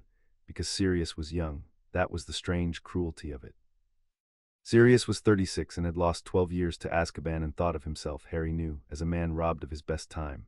And to Harry now, 36 looked like a boy, 12 years looked like an afternoon, and he knelt by the fire loving a godfather who suddenly seemed to him heartbreakingly, unbearably young, with a whole racing mortal life still ahead of him that he did not know was short, that all of theirs were short. That Harry could see the shortness of them now as you see the far bank of a river you have already crossed. "You look serious," Sirius said, which was an old joke between them and had stopped being funny years ago, and they both used it anyway because that was what the joke was for. "What's wrong, Umbridge, the old snake, talk to me."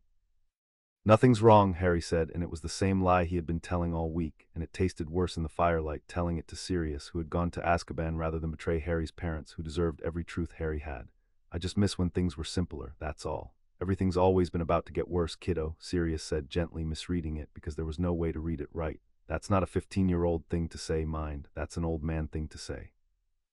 You spend too much time in your own head, same as your dad did." The grin flickered. "Listen, whatever's coming, you're not facing it alone, all right? You've got me. You've got the whole lot of us. Nobody's going to make you carry it by yourself." And Harry, who was going to carry it by himself, who was the only living soul who could, looked at his godfather's kind, reckless, doomed face in the fire and said, "I know." Thanks, Sirius, and let him believe it, because letting the people you loved believe they could help you was, he was learning, one of the loneliest kindnesses there was, and one of the ways you kept them safe, and one of the costs of being 300 years old that no one had thought to warn him of, that you lost even the comfort of being carried, because there was no longer anyone big enough to carry you. He went down to the deep dungeons once that week, alone under the cloak in the dead middle of the night, to the stretch of honest gray wall that had been, for one night in 300 years, a door. He put his hand on the stone. It was only stone. There was no arch, no black-veined rock, no colorless light, no held note, nothing to say that 8 feet the other side of it, or no distance at all, or a distance that could not be measured in feet, there had been a room where he had spent the whole of a second life. He stood with his palm flat against the cold granite, and he did the thing he had promised himself he would never do, just once. He reached for the room.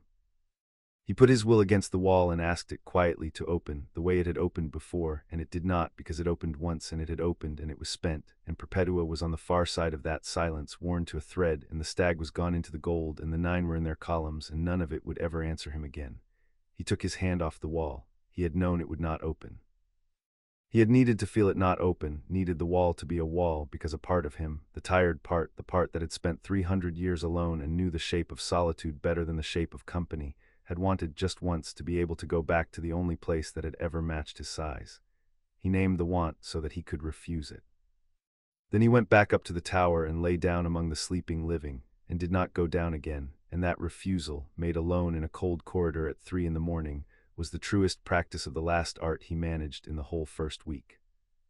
Hagrid was the last of them he let himself go and see, and he went on a gray afternoon when he could not stand the discipline one more hour, because Hagrid was safe, because Hagrid noticed nothing and loved everything, and an hour in the little house with the rock cakes and the boarhound and the fire the size of a bonfire was an hour Harry did not have to perform for. "Ye have gone quiet," Hagrid said, pouring tea into a mug like a bucket, the one observation Hagrid had ever made about anyone's interior life. "Been worryin' about ye. Ye used ter come in here spittin' about some at Umbridge or the Ministry or you know who, and now ye just sit, ye all rig." And Harry, who had lied to Hermione and Snape and Umbridge and Sirius and the whole school for a week, looked at Hagrid's enormous kind worried face and found he could not lie to it, not entirely, and so he told him the one true thing that could pass for small. "I feel about 100 years older than everyone, Hagrid," he said. "That's all, like I went to sleep and woke up and I'd missed something and now I don't fit right." "Ah," said Hagrid and nodded slowly as though that made perfect sense, which to Hagrid, who had been thrown out of school at 13 and had felt out of step his whole long life, it did. thaw passes or at dawn, but ye find the ones as dawn mind ye not fittin', and ye stick to 'em, and the fittin' stops matterin' so much. He pushed the plate of rock cakes across the table. Have a rock cake, ye look like ye could do with feedin' up 100 years old or no. Harry took a rock cake and nearly broke a tooth on it, and it was the best thing he had eaten in 3 centuries. He let Ron beat him at chess that night, and it was the best hour he had spent since the stair. They set the board up by the common room fire, Ron's chipped old set that had been Bill's before him, and Harry, who could have calculated the whole game a dozen moves deep and ground Ron's little army to splinters without trying, played badly on purpose, the specific artful badly of a friend who wants a real game and not a slaughter. He left his knight where Ron could take it. He walked his queen into danger and let Ron spring the trap he had been laying since the fourth move, and he watched Ron lean in over the board alight, doing the one thing he was best at in front of someone who mattered to him, and Harry thought, this is the art. This is the whole of what Perpetua sent me back for, and I would trade every column in the well to keep it. Checkmate, Ron said 10 minutes later as his rook ran Harry's king to ground. You're rubbish tonight, mate, head not in it. Something like that, Harry said, and tipped over his own king, and meant the surrender more completely than Ron would ever know, because a king laid down on purpose was the truest thing he had done all week, the whole of a last art in a single wooden gesture, choosing to lose, choosing to be here, choosing the fire and the chipped board and the freckled, grinning friend over the cold competence he could have shown and never would. Later, after the fire had died and the tower had gone quiet, the scar woke him, and the second front of the war arrived. He had not felt the scar since the room. He had come out of 300 years of mind-walking with defenses no legilimens alive could breach, and the old raw connection to Voldemort, the one that had spilled the Dark Lord's rages into his sleep for a year, had gone quiet behind the gate he had built, closed and guarded in his. Tonight it did not burn its way in. Tonight, lying awake in the dark of the dormitory, Harry chose to open it. He had thought about this a great deal. A connection ran both ways, and a door he had learned to hold shut was a door he had also learned to open on his own terms, and occlumency, Perpetua had taught him, was not a wall but a gate with a gatekeeper, and the gatekeeper decided.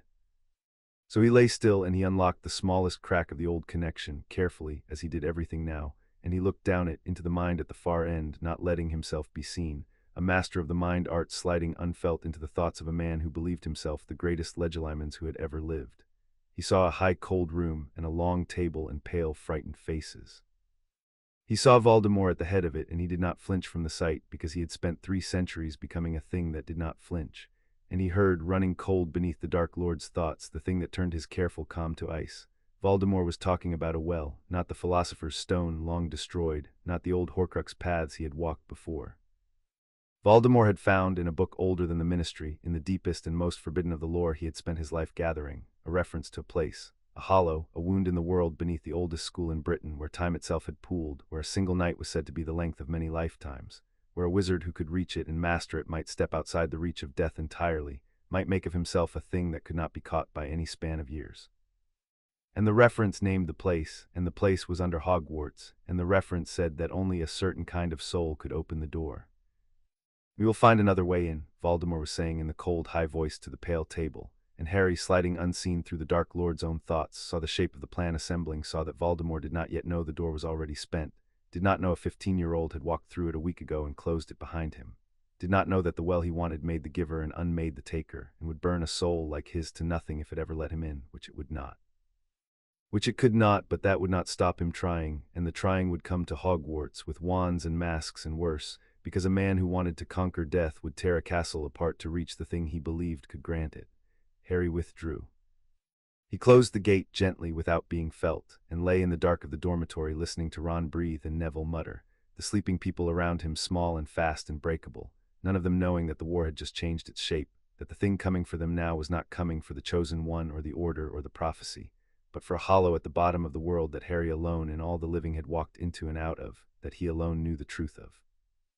That he alone could stand between and the one who wanted it. He lay still until dawn, running the arithmetic, the cold, clean, tactical arithmetic he had spent 100 years learning to do, and it came out the same every way. He could not tell Dumbledore, he turned it over a dozen ways, and every one of them ended with the wisest man he knew wanting to study a thing that must only be guarded and forgotten. He could not tell the Order, they would garrison the wrong doors and die at them. He could not tell his friends, they would come down to the deep castle when it broke, because that was who they were, and he had not survived 300 years to watch Hermione die on a dungeon stair. There was at the bottom of all the arithmetic exactly one person in the world who knew what slept under the castle and what it did and how to stand in front of it, and that person was going to have to stand in front of it alone, in front of everyone, and stop pretending. Voldemort would come. Not for him, for the well. And when he came, the discipline of being small would end, because a boy of 15 could not defend the deepest secret under Hogwarts, but the thing that boy had become could, and the moment it did, in front of the school, in front of the Order, in front of the Dark Lord himself, the 300 years would stop being a secret, and Harry Potter, who had come home to be small and safe and loved, would have to become, in front of everyone, exactly the thing Perpetua had begged him to hide. He watched the red dawn come up through the gap in the curtains for the second time since the stair, and he thought without fear, having spent all of that 3 centuries ago, with only the quiet weight of a man measuring a task, that he had perhaps a little time left to be a boy, and that he intended to spend it well, losing at chess before the well came due. Chapter 5 and Chapter 6. What he kept hidden. Harry had 11 days to get ready, and he spent them lying. He could not tell Dumbledore. He turned it over 100 ways, and it came out the same every time. To tell Dumbledore about the well was to tell Dumbledore that a 15-year-old had lived 300 years in a night, and Dumbledore, who loved him and was wise and was also a man who kept plans folded inside plans, would want to understand it, study it, use it, and the well was not a thing to be used. It was a thing to be guarded and then, if Harry had his way, forgotten. So he told Dumbledore nothing, and instead he did the only thing he could do that would not give himself away, which was to make the castle harder to break without anyone noticing it had been made harder at all. He warded the deep dungeons at night, alone, under his father's cloak. Not with the crude alarm charms a schoolboy might manage, but with the slow architecture Perpetua had spent 30 years teaching him, wards laid not on his own will, which tired, but on the bones of the castle, which did not, wards keyed to malice, to the particular cold intent of a person who came to a place meaning harm to the people in it.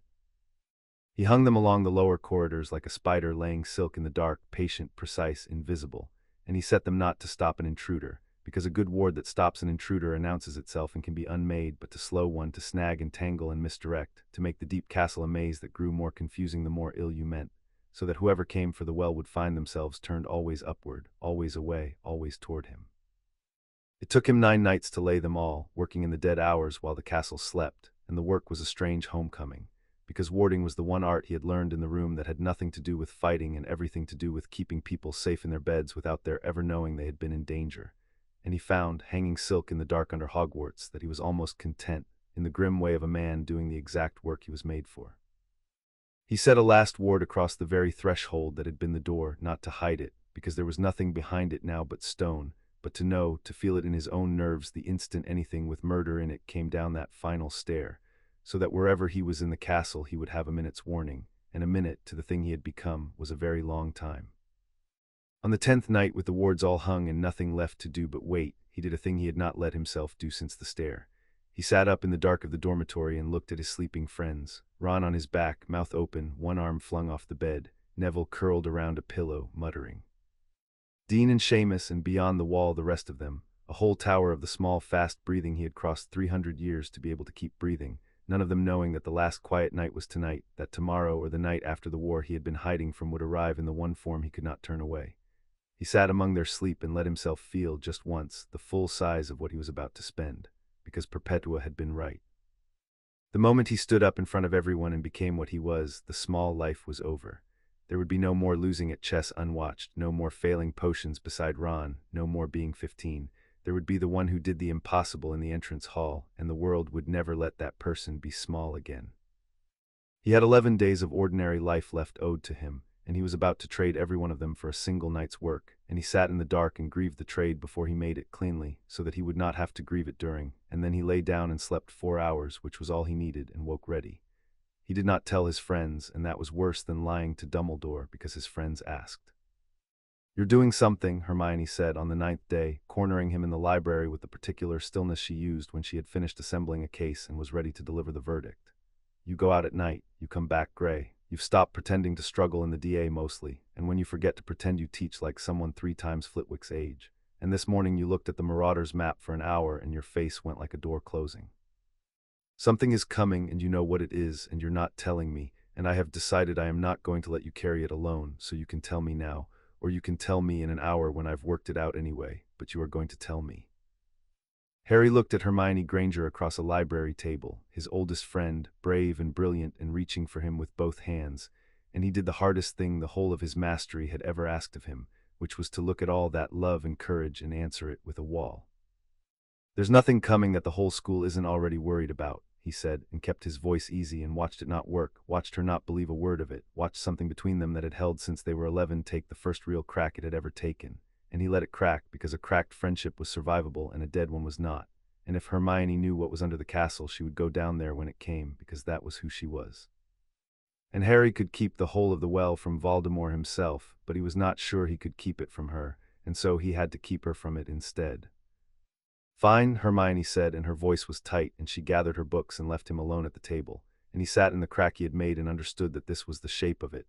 This was the loneliness Perpetua had never quite named, not the empty room but the full one, the friend across the table you cannot let in, and that he would rather have 300 years of the cold than one more afternoon of doing that to Hermione, and that he was going to have to do it again tomorrow.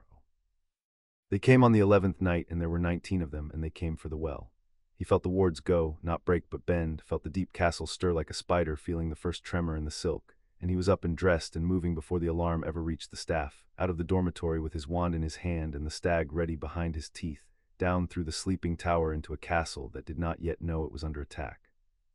He met the first of them on the 4th-floor landing, 2 figures in masks moving fast and low toward the stairs down, and he did not shout a warning and he did not challenge them, because a challenge was for people who needed to even the odds and he did not, and instead he simply took their wands.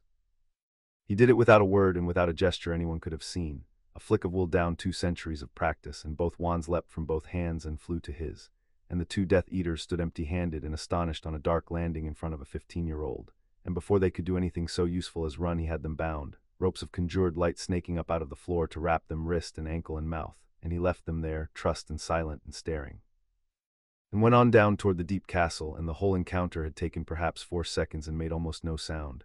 It would not stay that quiet, he knew it would not. 19 was too many to take 2 at a time in the dark, and the castle between him and the deep dungeons had filled, in the minutes he had spent on the upper floors, with the war. He came down the grand staircase into a 5th-floor corridor gone mad. Death Eaters had blown a window inward and were driving a knot of older students back toward the library, curses cracking the stone, and among the students, wands up, refusing to run, were half his defense association. Ginny Weasley with her hair loose and a reductor curse already leaving her wand, Seamus and Dean back to back, Susan Bones shielding a pair of second years who had not made it to the room of requirement. They were good, he had made them good. And good was not going to be enough against what was coming through that window, and Harry moved. He did not shout. He had learned across 3 centuries that noise was for people who needed to feel brave, and he did not need to feel anything. He needed the corridor cleared, so he cleared it. The 3 Death Eaters driving the students never saw him arrive. He took their wands in a single sweeping pull that emptied all 3 hands at once, and while they were still registering the lightness of their own fingers, he folded the stone of the floor up around their legs to the knee, and they were held roaring harmless, and it had cost him 1 gesture and no words in about a second and a half. And Ginny Weasley turned with her next curse half-formed and found the fight already over and Harry standing in the middle of it. "Harry," she said, and there was a question in it the size of the corridor. "Room of requirement," he said. "All of you now take the second years." He caught her eye because she was the one who would argue, because she was a Weasley and they did not run from fights, and he needed her to run from this one. "The people down here tonight are not the people you've trained for. Go, please. I can't do what I need to do if I'm watching the door for you." She went because something in his face did not leave room for the argument, and she gathered the others in the second years and pulled them back toward the 7th floor, and Harry watched them go, counted them, made sure of them, and only then turned back toward the stairs down. And the small, cold clerk in him that had kept accounts for 300 years noted, without pride and without alarm, that he had felt nothing during the fight, no rush, no doubt, only the clean economy of a problem solved, and that the nothing was the most dangerous thing about him. And Perpetua had warned him of exactly this, and he set it aside to be careful of later, and went down. He almost lost one of them on the 4th floor, and it was the closest the night came to breaking him. He heard it before he saw it, the particular wet silence of a body that has stopped fighting, and he came round a corner into a side passage and found Colin Creevey on the floor in a spreading dark, a boy of 14 who had followed Harry around with a camera since first year and had come down tonight against every instruction because Harry Potter was fighting, and Colin Creevey had never once in his life known how to stay away from that. A slashing curse had opened him from shoulder to hip. He was still breathing barely in the shallow, hitching way of someone with minutes left, and his eyes found Harry's face, and he tried to smile, and could not. And Harry, who had spent 30 years of interior time learning the map of the human body vessel by vessel, who had cut himself 10,000 times by candlelight to learn the language of mending flesh, knelt in Colin Creevy's blood, and did the thing he had prayed he would never have to do, the reason he had learned the healing at all, the standing over someone who was bleeding. He put his hands on the wound and he did not hurry, because hurrying was how you lost them. And he held in his mind the true shape of him underneath the ruin, the skin as it should knit, the great vessel as it should close, the muscle as it should run home to the bone, and he coaxed the flesh back toward the shape it had lost, conversation not command, the shy stubborn body answering him inch by inch, and the dark stopped spreading, and the breathing deepened. And the torn side drew closed under Harry's hands into a long pale seam and then, because Harry had the fineness for it, into nothing at all. Colin blinked up at him, whole, alive, uncomprehending, and Harry, kneeling over him with the blood to his wrists, felt the one thing he had felt all night that was not the clean, cold economy of the fight. He did not name it. He did not have to. He put his bloody hand against Colin Creevy's face and said, in the register of the true things, "You're all right. You're all right, but you have to run now, faster than you have ever run up to the 7th floor, and you have to promise me you will never tell anyone what you saw down here, not because it is a secret, but because it is mine, and I am asking you as a friend." And Colin, who worshipped Harry Potter and had just been drawn back from the very edge of death by his hands, nodded and ran, and kept the promise for the rest of a long life, and never once understood it, and it did not matter that he never understood it, because he was alive to not understand it, and that tonight was the whole of the point. He met Luna Lovegood on the stair to the dungeons, alone, calm as a pond, walking the wrong way toward the fighting, with her wand held loosely at her side and her radish earrings swinging. "Luna, up now. There's a first year hiding in the suit of armor outside the potions room," Luna said, unhurried. "I was going to fetch her. She's very frightened and she won't come out for the noise." She looked at him with her pale, steady eyes, and she did not ask what he was, because she already knew, because she had known since the Patroness. "You'll get her though, won't you? You'll get everyone. You're the only one who can be everywhere tonight." "I'll get her," Harry said. "Go up, please, Luna."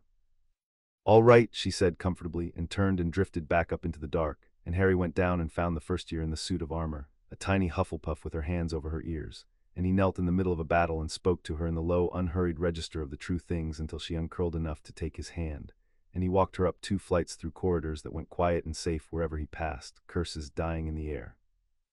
Masked figures finding themselves suddenly disarmed and bound against walls as they went by, and he handed her to Susan Bones at the room of requirement door and turned around and went back down, and the whole time the small, cold clerk kept its accounts, and the child at the front kept the clerk honest, and the two of them together were the reason not one soul died in the castle that night who had not walked in already meaning murder, though it was very close more than once. And Harry carried the near misses as he carried everything now, quietly, and did not let them slow his hands. He met their number 4 in the 5th floor corridor, and it was Antonin Dolohov, who had killed more people than any Death Eater but Bellatrix and enjoyed it nearly as much. And Dolohov was not driving frightened students. Dolohov was hunting, moving through the castle with the unhurried confidence of a man who had never lost a duel, and he saw Harry standing alone in the corridor and smiled behind his mask and threw, without warning, the silent purple curse that had nearly killed Hermione once in a life that felt 1,000 years gone. Harry raised the sieve. The purple light struck the shimmering not-quite surface he threw up before him, and the malice in it thinned and scattered and drained away, and the raw force of it pooled cool and obedient in his open hand. And Dolohov, who had expected a scream or a corpse, saw his signature curse eaten by a schoolboy and stood for a half-second, as still as Bellatrix would stand an hour later, and in that half-second Harry could have ended him, and did not, because he had built the slower style on purpose. He threw the drained power back not as a curse, but as a fist of raw force that took Dolohov off his feet and folded him against the far wall, and before he had finished sliding down the stone Harry had his wand and had him bound, and he crouched in front of the bound killer and looked at him for a moment with something that was not triumph and not mercy, but only the old gray tiredness of a man doing necessary work. "You threw that curse at my friend once," Harry said quietly. "She still gets a pain in her side when it's cold. I remembered it before you cast it tonight because I have had a very long time to remember. You will spend the rest of your life not understanding how a boy caught your best curse in his hand and chose not to send it back through your teeth. I'm not going to explain it. I'll only tell you that the reason is the difference between you and me, and it is the whole difference, and it is why you are always going to lose tonight." And he stood and left Dolohov bound and staring, and went on, because there were more of them, and a first year's terror still ringing in his ears, and a dark lord somewhere over the mountains, and no time to spend on the ones already down.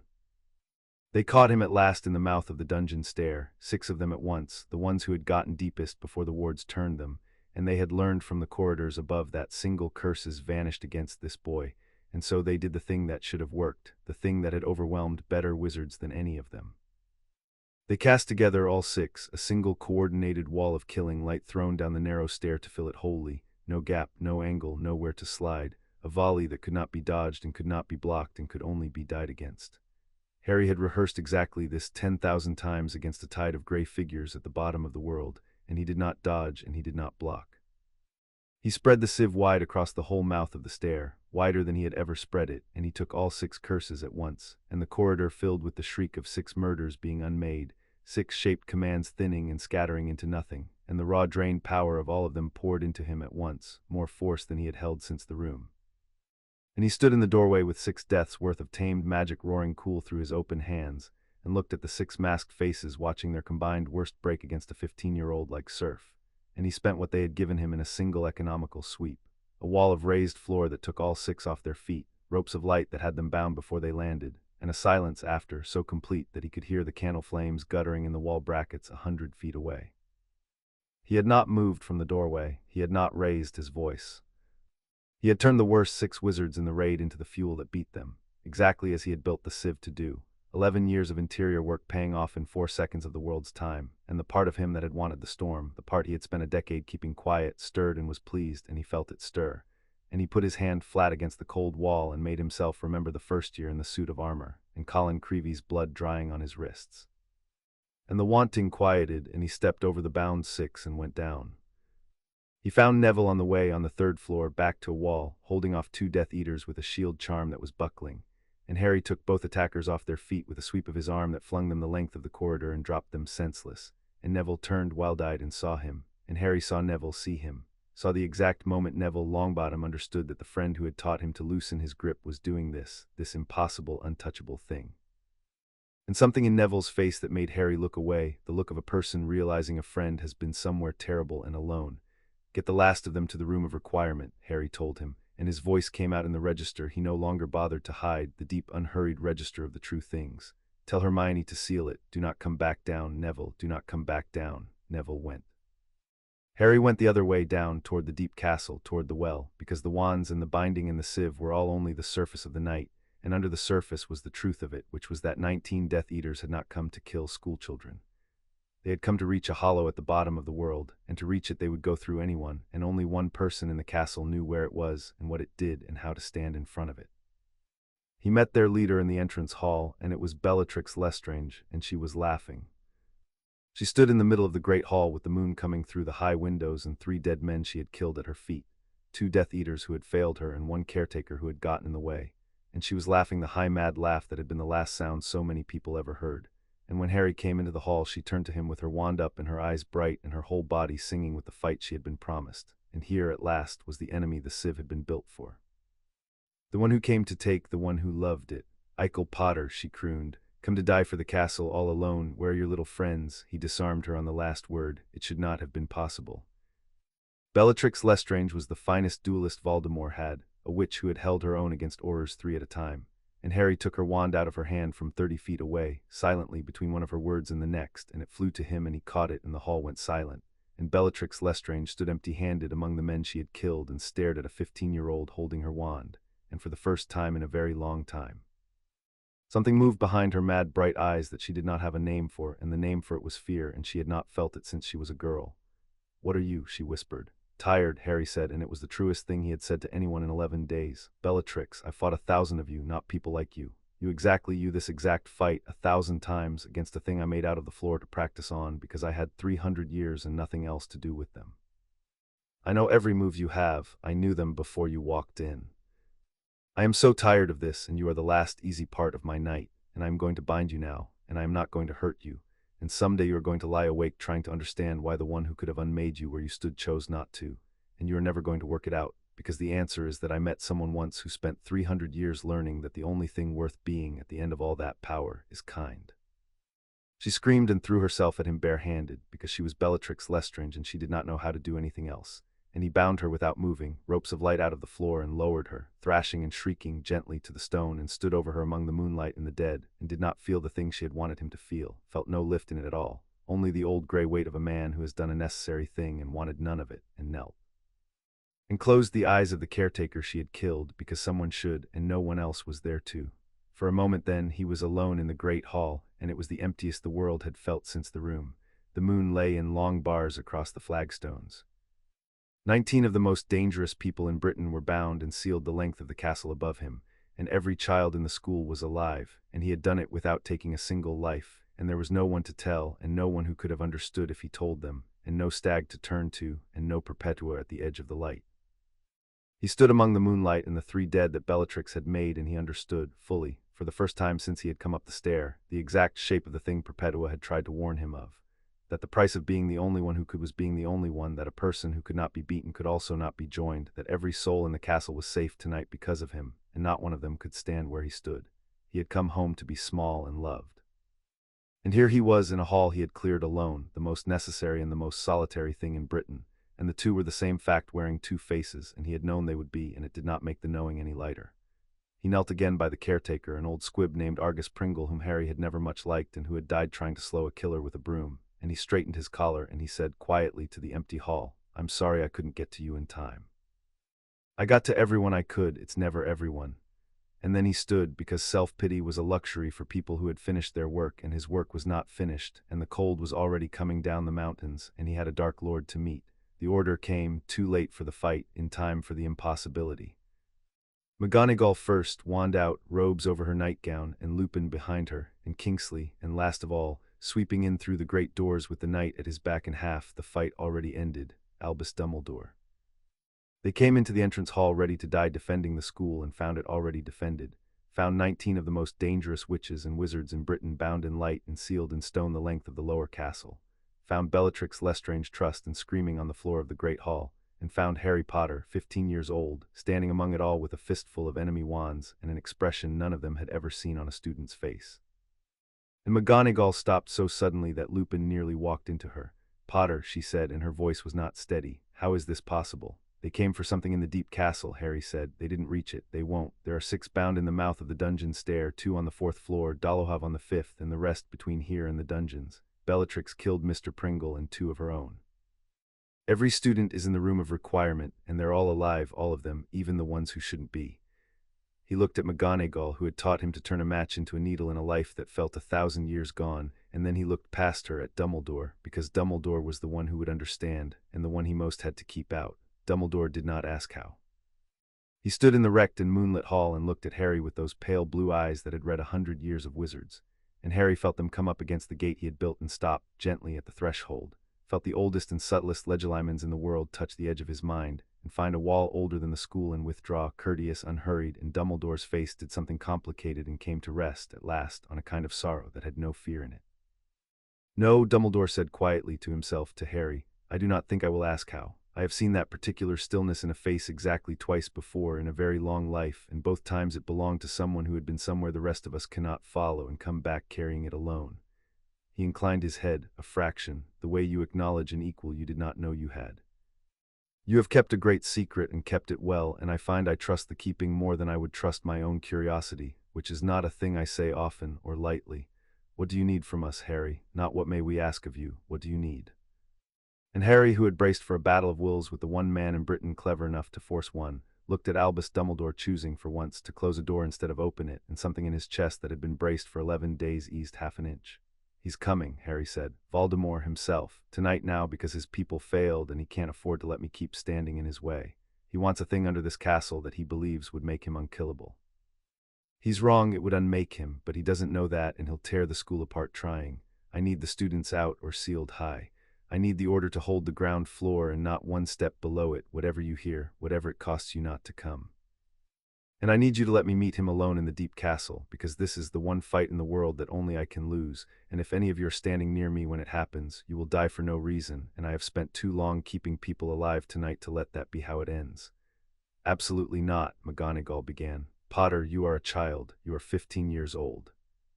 I have taught you since you were a boy of 11 who could not turn a match into a needle, and I will not stand in a hall and let you walk down alone to face. He is 315 years old," said Dumbledore softly, and the number in that voice landed in the silent hall like a stone dropped into a well, and McGonagall turned to stare at him, and Dumbledore did not look away from Harry. "Are you not? That is what the stillness is. That is the somewhere none of us can follow." He drew a breath, and for the first time in Harry's memory, the greatest wizard of the age looked simply old. "Minerva, Remus, do as he asks, hold the ground floor, get the children high, and let the one who is not a child do the thing he was, it seems, 300 years in the making to do. He looked at Harry one last time. Go carefully, and when it is over, if you are able, come and find an old man and tell him only as much as you wish and no more. I will keep that secret too, for as long as you need it kept. He turned to go, and that was when Ron and Hermione reached the bottom of the marble stair. They had come down against every order, of course they had, Ron with his wand out and his face white, Hermione a step ahead of him with her clever eyes already moving over the bound and the sealed and the wreckage and doing the arithmetic she always did. And Harry saw them come and stop, because he could give the war 11 days and the order a battle plan and Bellatrix Lestrange her life. But he could not quite walk past these two without stopping, not even now, not even for this. Harry, Hermione said, and her voice was not the tight voice from the library, it was small. I worked it out, not what, but that it was you, that it was always going to be you, that you've known for days you were going to do something like this, and you didn't tell us because you were trying to keep us out of it. She looked at the entrance hall at 19 of the worst people alive laid out like a tide gone out, at her best friend standing untouched in the middle of it, and she did not ask him how because she had decided somewhere on the stairs that the how was not the thing that mattered. You're going somewhere we can't follow, aren't you? Yeah, Harry said, and we can't come. No, he said as gently as he had ever said anything. You can't, not this once. This is the one I have to do by myself, Hermione. But it's the last one, I promise you it's the last one. Everything after tonight, you can come to all of it. I'll never keep you out of anything again.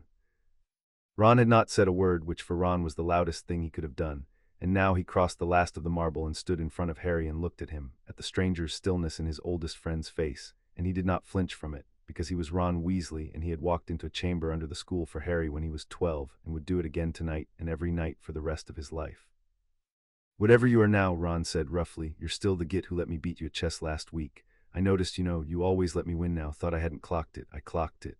His jaw worked. Come back up, that's all. Whatever's down there, you come back up and you let me win again and we don't talk about any of this, all right? That's all I want. That's the whole thing I want. And Harry, 315 years old, who had said goodbye to a woman worn to a whisper and a stag made of light and 8 strangers in the stone, found that this, a red-haired boy asking him to come back up and lose at chess, was the goodbye that nearly finished him, and he put his hand on Ron's shoulder and he said, I'll come back up. And I'll let you win. Go on, both of you. Go up high and stay there and keep everyone calm, and when it's over I'll find you. And he held Hermione's eyes for one more second, and then he let them go and turned and walked down into the dark and did not look back, because looking back was how you stopped, and he could not afford tonight to stop.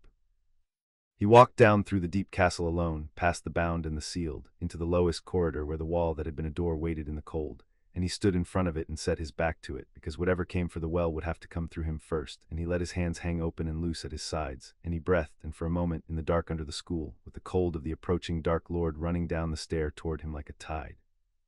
He let himself be still in the old way, the way of the golden room, the way of a man who has all the time in the world, and he thought of Perpetua, worn to nothing on the far side of the wall at his back, and of the stag walking beside him warm and silver and steady, and of a red-haired boy asking him to come back up, and he was ready, more ready than he had been for anything in 315 years. The temperature dropped another degree. The torches guttered. Somewhere above, out beyond the wards, in the dark over the mountains, one particular soul came down out of the sky toward the school it had failed to conquer, cold running ahead of him like a tide going out before a wave, and Harry Potter stood at the bottom of the world with his hands open and the last part of the night waiting to begin.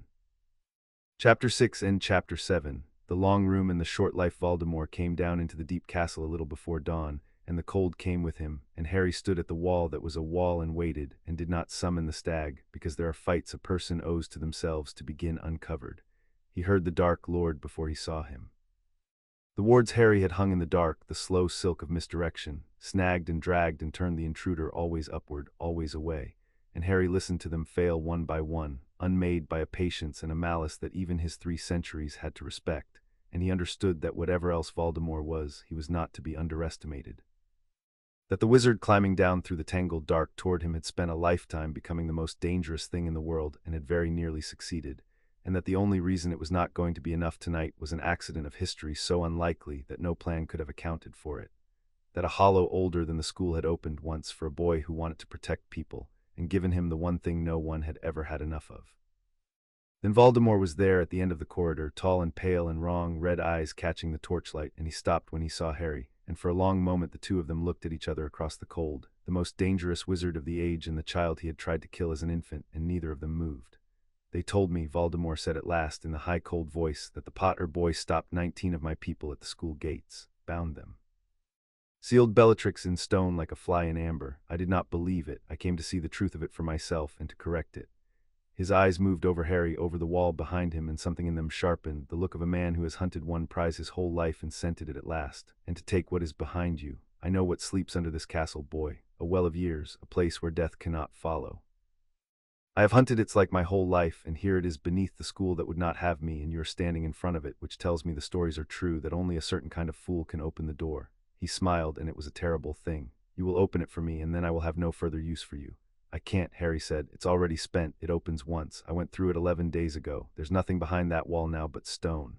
Lies. No, Harry said, and his voice came out in the register of the true things, quiet and unhurried and old.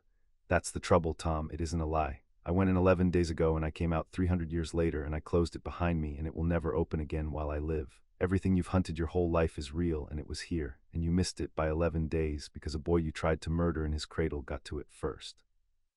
He watched that land, watched it twist his face toward something worse. But even if it were still open, it wouldn't open for you. That's the part you'll never understand, and it's why you were always going to lose this, whatever you did. The door was built to open only for someone who comes to give. It burns the takers to nothing.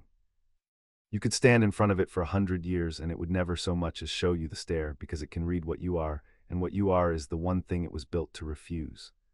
For a moment Voldemort said nothing, and the cold deepened, and Harry felt the killing intent gather in the pale figure at the end of the corridor, the way you feel a storm gather, a pressure, a stillness before.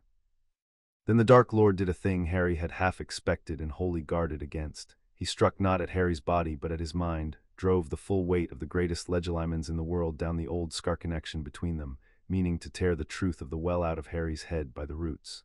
He hit the gate. He hit the wall Harry had spent 100 interior years building, stone by stone, out of the walking of his own country, and it did not so much as tremble. And for a long moment the Dark Lord threw himself against a mind older and better defended than his own, and found no crack, no seam, no purchase, nothing but a smooth and patient dark that gave him back his own reflection.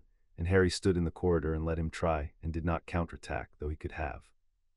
Though he could have walked into Tom Riddle's mind through the same connection and read the whole ruined length of it, because he had promised himself in the room that he would never take what he was not given, not even from this. Voldemort withdrew from the assault with something on his face that had never been there in the presence of a 15-year-old. Who taught you that? He whispered. Someone who's been dead a very long time, Harry said. Turn around, Tom, go.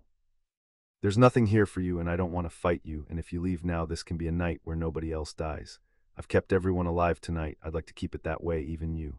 Especially you, actually, because I've had 300 years to think about it, and I've decided I don't want to be the kind of person who's glad when anyone dies, even the worst of them. So walk away, please. Let me have the whole night clean. He meant it. That was the thing that Voldemort could not process, standing in the cold dark, that the person in front of him was offering him mercy and meaning it, and the not understanding of it was the last insult, and it broke whatever thin patience had held the Dark Lord this long, and he raised his wand, and the duel began. It began, as Harry had known it would, with green light. The killing curse came down the corridor faster than thought, the curse that had no counter, the curse that had killed his mother and Cedric and hundreds more, the unblockable word for death itself, and Harry did the thing he had spent 11 years of interior time building the capacity to do, the working he had made against exactly this, and he raised the sieve. The green light struck the shimmering not-quite surface he threw up before him, and it did not rebound, and it did not shatter the shield, and it did not pass through, because the sieve was not a wall and not a mirror. It was a strainer for intent. The curse hit it and the malice in it, the shaped will that made it a killing curse and not merely a green light, caught in the working and thinned and scattered and burned away to nothing. And what came through the other side and pooled cool and harmless in Harry's open hand was only raw magic, unshaped, drained of its command to kill, his now to do with as he chose, and he closed his fist around the death that had been meant for him and let it go out like a snuffed candle. And looked down the corridor at the most dangerous wizard of the age, and saw on that pale inhuman face the beginning of something that had no business being there. A hesitation, a flicker of not knowing, and under it its first cousin, the thing Bellatrix had felt in the Great Hall, the thing Voldemort had not felt since he was a small child in an orphanage bed listening to the other children breathe. That is not possible, Voldemort said. You keep saying that, Harry said, and stepped forward and began at last to fight in earnest. What followed, the portraits in the deep castle would speak of for the rest of their painted lives in hushed voices, when they were sure no living thing could hear. Voldemort was magnificent, and it did not matter. He threw curses that had no names in any book, and Harry turned all of it aside on a shield that was a slope and not a wall. And where Voldemort's genius found a new angle, Harry had already answered it. because Harry had fought this fight 10,000 times in a golden room against a gray figure he had shaped from the floor, had spent decades doing nothing but inventing every possible attack and the answer to it, and there was, in the end, no move the Dark Lord had that Harry had not already seen and beaten in the long silence under the world. And Harry explained it to him while he did it, not to gloat, but because some part of him, the teacher part, the part that had loosened Neville's grip, could not stop, and because Voldemort deserved to understand exactly how thoroughly the game was lost. "You're casting faster to overwhelm me," Harry said, turning 3 curses at once, "but faster doesn't help you because I'm not blocking each one, I'm redirecting all of them, and redirection costs me almost nothing, so you can go as fast as you like and I'll never tire, and you will because you're spending and I'm only steering." He caught a whip of black fire on the sieve and drank it dry. "You're trying to find the spell I can't counter. There isn't one, not because I know every spell. Because I stopped thinking in spells 100 years ago. You're playing a game of moves, I'm playing the board."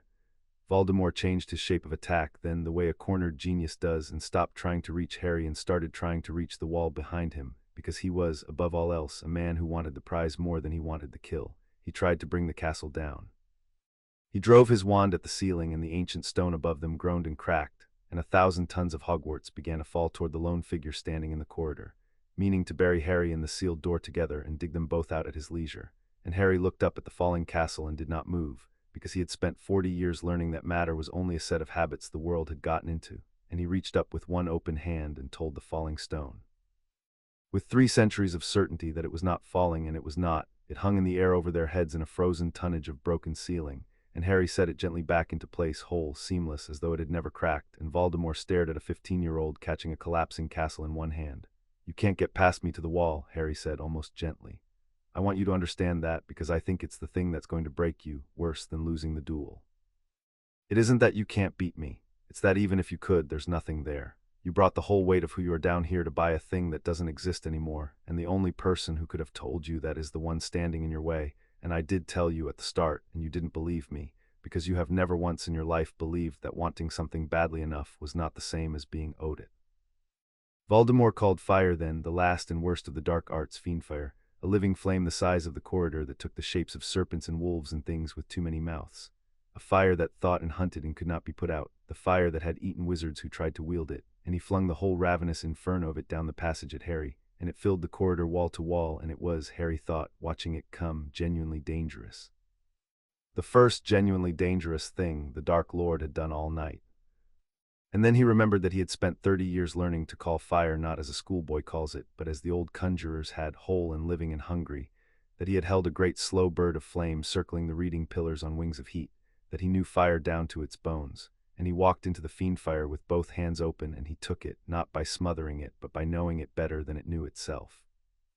And the serpents and the wolves and the too many-mouthed things turned in the air and gentled and folded down into a single tame flame the size of a candle that sat in the cup of his palm and burned there. Quiet, obedient, his, and Harry looked at Voldemort over the top of the mastered fire and closed his hand, and it went out. "That one nearly worked," Harry said. "I'll give you that one. If I hadn't spent 30 years down there learning to love fire, that one would have killed me. But I did, and it didn't." He tried the dark next, because it was the only thing left. He put out the torches, all of them, the whole corridor and the stairs above, snuffed 100 flames with one slash of his wand, and dropped the deep castle into a blackness so total that a normal man would have been struck blind and helpless in it. And he moved in that blackness, fast and silent, meaning to reach the wall by touch while Harry groped and stumbled. But Harry did not grope and did not stumble. He had spent 9 years learning to lift a pebble with his eyes closed, learning that sight was only one of the ways a person knew where a thing was and not the deepest one. And he stood in the absolute dark and felt Voldemort move the way you feel someone cross a room you know by heart, felt the displacement of him, felt the cold wake he left, felt above all the shape of his intent, the pull of him toward the wall. And Harry reached out into the black without a flicker of doubt and took him by the wrist as he passed and held him. "You forget what I am," Harry said into the dark. "I spent 300 years in a room where the light never changed and there was nothing to see and no one to see it. I learned to know things without looking a very long time ago. You cannot hide from me in the dark, Tom. There is nowhere in the dark I have not already lived." And he called the torches back, all 100 of them at once, and the corridor leapt into gold, and Voldemort stood caught by the wrist in the grip of a 15-year-old who had not needed the light to find him, and on his ruined white face was the plain and total understanding, at last, that there was nothing he could do. Voldemort screamed then, a sound with nothing human left in it, and tore free and threw everything he had, the whole terrible weight of the darkest magic in the world, in one final convulsion of will, and Harry raised both hands and met it. and for one moment the deep castle filled with a light and a roar that woke sleepers in the towers and rattled the dust from stones that had not moved in 1,000 years. The greatest wizard of the age spending the last of his strength against a boy who could not be spent.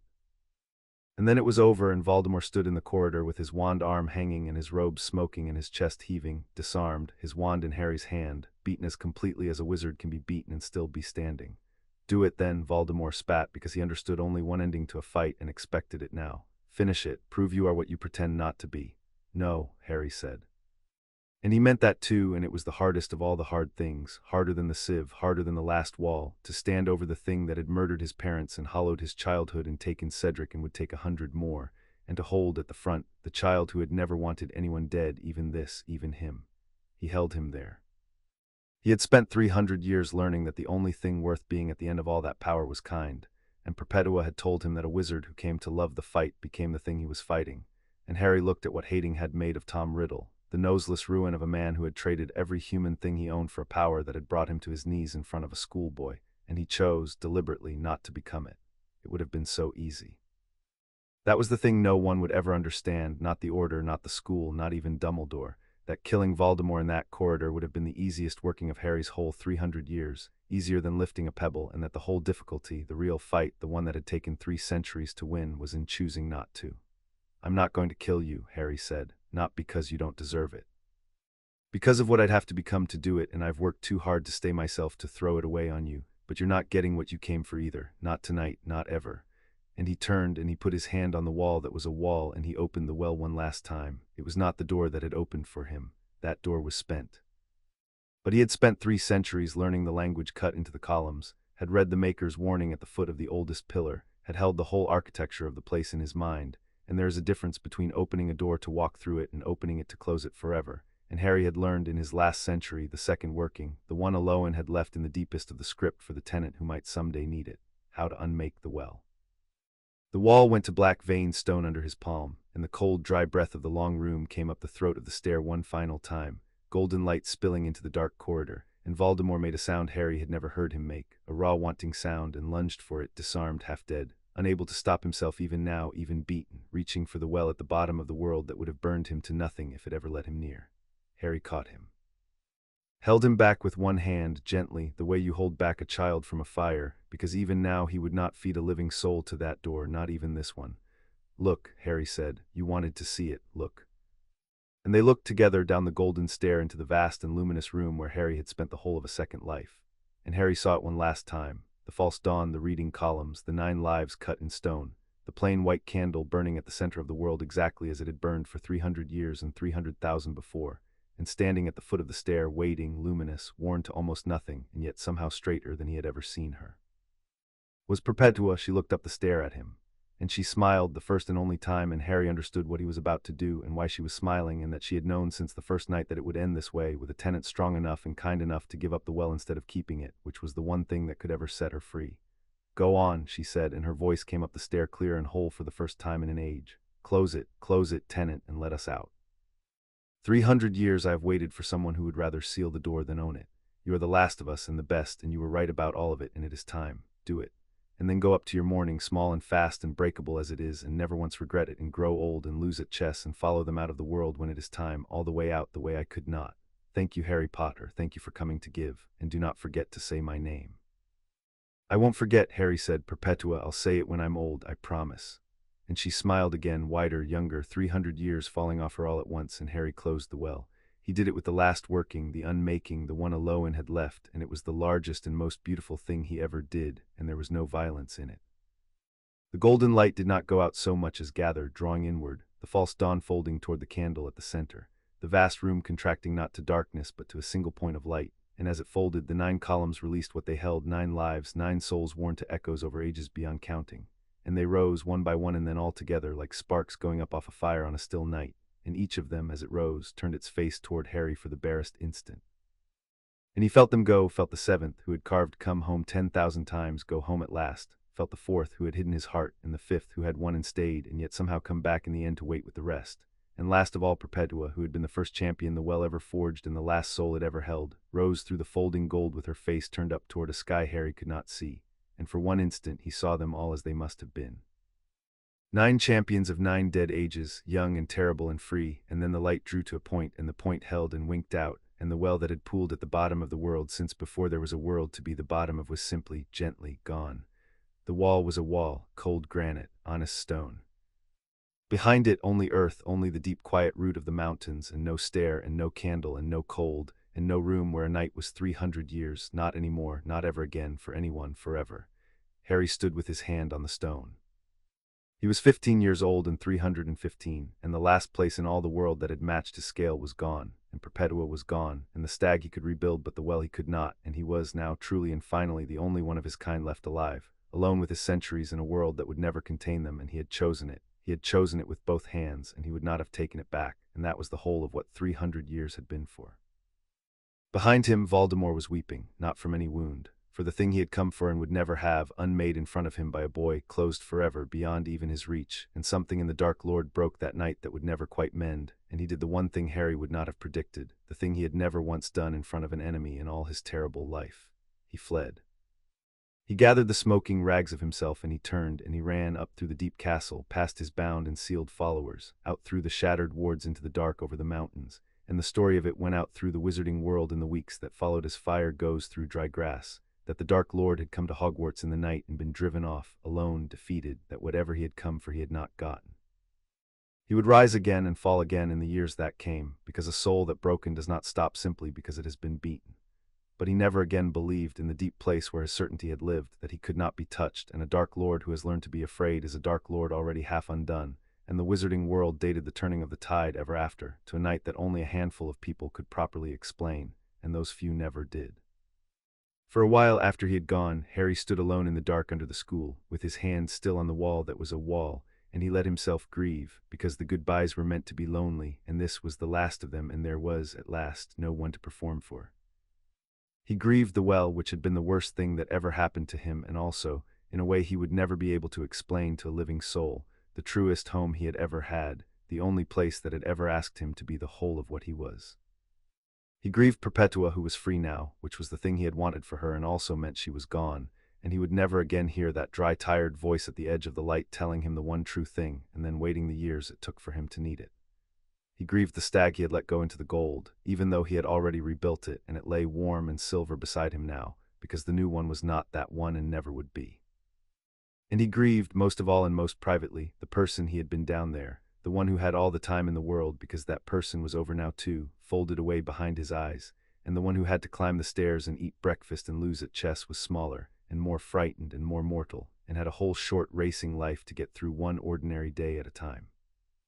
He let it all move through him, there in the dark, and then, because grief left uncarried is the heaviest thing there is, and he intended to climb those stairs light, he set it down, gently, the way Perpetua had taught him, and picked up the one thing worth carrying up out of 300 years, which was that he had spent them well, and he stood, and the stag stood with him, and he waited for the ones who loved him to come and find him. They found him in the deep corridor at dawn, sitting on the cold floor with his back against a wall that was only a wall, and the stag lying beside him, silver and warm. McGonagall and Lupin and Dumbledore, who had held the ground floor as he asked and come down the moment the cold lifted, and behind them Kingsley and a knot of Aurors summoned in the grey hour, already moving to gather the bound Death Eaters strung the length of the castle like a terrible harvest, and they stood over Harry and no one spoke, and Dumbledore looked at the wall and looked at Harry and looked at the stag, and in the old blue eyes there was a question so large it had no words. And Harry looked back at the greatest wizard of the age and gave him the only answer he was ever going to give. "It's over," Harry said. "He came for something under the castle. It's not there anymore. It's never going to be there again. He knows it. That's why he ran." He got to his feet, and the stag rose with him, and he stood in front of the three who had come to save him and had found him having saved them, and he was so tired, tired in a way no sleep would touch, 3 centuries of tired, and he let them see it just for a moment because they had earned it.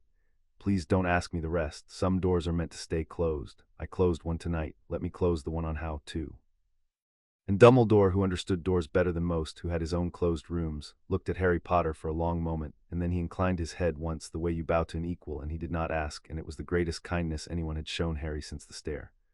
"I asked you to come and find me when it was over," he said, "and you have saved me the walk. That is enough. That is more than enough. Go up, Harry. Go and be 15 if you can still find the way to it. And if you ever cannot, if it ever becomes too heavy to carry alone, my door is open, and I will ask you nothing, and that is a promise from one keeper of secrets to another. He paused, and something moved in the ancient face that might, in a younger man, have been grief.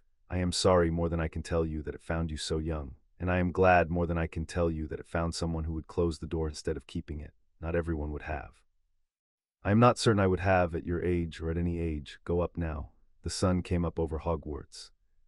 It came up as it had come up 10,000 mornings, indifferent and golden, over the lake and the towers and the forbidden forest, over a castle that had nearly fallen in the night and had not, over students waking confused to rumors of a battle most of them had slept through, over the bound Death Eaters being gathered by grim-faced aurors, over the whole of the world, small and fast and breakable. That Harry had gone into a hollow at the bottom of everything for 300 years to be able to protect, and it warmed his face as he came out of the deep castle into the entrance hall, and it was the first sunrise he had seen in 3 centuries, and he stood in it for a moment with his eyes closed and let it be enough. In the days that came, the school could talk of nothing else, and Harry let it talk. There were as many versions of the night as there were students to tell them, and in none of them was Harry Potter the whole of the answer, because the handful who had seen anything, McGonagall and Lupin and the DA members he had waved back from the fighting, had all in their different ways understood that the truth was his to give or keep, and they kept it, out of love or the plain human sense that some things are not yours to spend. Rita Skeeter wrote that Dumbledore had repelled the Dark Lord. The Ministry, scrambling, took the credit through gritted teeth, because 19 bound Death Eaters were 19 bound Death Eaters no matter who had bound them. And Harry, who could have stood up in the Great Hall and told the truth and been believed and never been ordinary again, let the Ministry have it, and let Rita have it, and let the whole school have its wrong and wonderful stories, and said, when anyone asked him directly, only that he had been lucky and that Dumbledore had come, and that he did not really remember, and each small lie was a stone laid on the grave of the person he could have become, the famous one, the great one. The one Perpetua had begged him not to be, and each lie kept him 15 for one more day, and he told them gladly, all of them, because the whole of the last art was learning to prefer being loved to being known, and he had 300 years of practice at wanting the wrong thing and only the rest of a life to get the wanting right. Then he went up to Gryffindor Tower that first morning, and he found Ron and Hermione waiting for him at the top of the stairs, both of them wild-eyed, Hermione with the case against him abandoned and only the friend left, and Ron already talking before Harry had reached the top step. And Harry walked into the middle of their questions and their relief and their being alive, and he did not tell them where he had been or what he had done or what he had become. And he let them fuss over him and scold him and hold on to him, and he chose, with everything Perpetua had taught him, to be small enough to fit inside their love, and it fit, and it was the hardest and the best thing he had ever done. "You look terrible," Hermione said, half crying, holding onto his sleeve as though he might vanish. "You look like you haven't slept in 100 years. 300, Harry said and grinned and let them think it was a joke, and it was, and it wasn't, and that was going to be the shape of the rest of his life, the truth told as a joke, so that the people he loved could laugh instead of grieve. "Well, you can sleep now," Ron said gruffly, and did not let go of his other arm, and steered him toward the portrait hole with the particular fierce clumsy tenderness of a person who has been terrified for hours and cannot say so. "Because whatever mad thing you did down there, you did it and it's over, and you promised me a chess rematch, and dead men don't play chess, so you're going to eat something and sleep, and then you're going to lose to me again. And I don't want to hear another word about any of it." And Harry, 315 years old, let a red-haired boy of 15 steer him toward breakfast and safety in an ordinary morning, and did not tell him that being steered was, just then, the single kindest thing that had happened to him in 3 centuries, because you did not tell people things like that. You only let them do it and were grateful, and that was most of what love was up here in the light. They went down to breakfast. Luna waved at him from the Ravenclaw table, and gave him a look that said she knew he had been somewhere and come back, and did not need to know where, and went on eating her pudding. Ron loaded his plate and started planning the rematch, and Harry said go on then, and meant it, and thought about the fire and the chipped board and the freckled grinning friend, and about a woman named Perpetua who had waited 300 years to rest and was resting now, and about a witch named Eloin who had built a door for the givers before there were histories to forget her, and about the 8 others in the stone, free now. And the whole long line of the lonely and the strong who had gone down into the dark so that someone up here could be kept safe and never know it. He was the last of them, and there would never be another, because the door was closed and the well was gone, and no one after him would ever cross 300 years in a night to be made ready for a dark age. It ended with him. He carried that fact down to breakfast and set it beside his plate and picked up a fork, because a person had to eat whatever they were. He would never tell anyone, or almost never. There would be one gray afternoon, decades on, at the end of a long and ordinary and crowded life, a life with children in it and grandchildren, and a great many lost chess games and one particular person he had loved recklessly and on purpose all the way to the end. And on that afternoon he would sit by a fire with the people he had chosen around him, and he would say a woman's name out loud, Perpetua, and let them think it was the start of a story and keep his promise. And that would be the only account he ever left, a name said once in a warm room, which was more than most of the 9 ever got. And when his own time came, not long after, he would find that he was light enough, that the centuries had not made him too heavy after all, that 50 years of losing at chess and being steered toward breakfast and loving small, fast, breakable people had done what 300 years of mastery never could, and he would follow the ones he loved out of the world, all the way out, the way Perpetua had shown him and could not go herself, and somewhere he chose to believe. She would be waiting to hear how it had come out, but that was decades off, and this was the morning. The bell rang for lessons. Ron groaned. Hermione gathered her books and reminded them both that they had charms. And Harry Potter, 15 years old, 315 years old, the most dangerous and the most careful soul alive, the last tenant of a room that no longer existed, picked up his bag and went to charms, and let the ordinary, bright morning close over his centuries like water over a stone dropped in a still lake, leaving only the faintest ring, spreading and then gone. Chapter 7 End.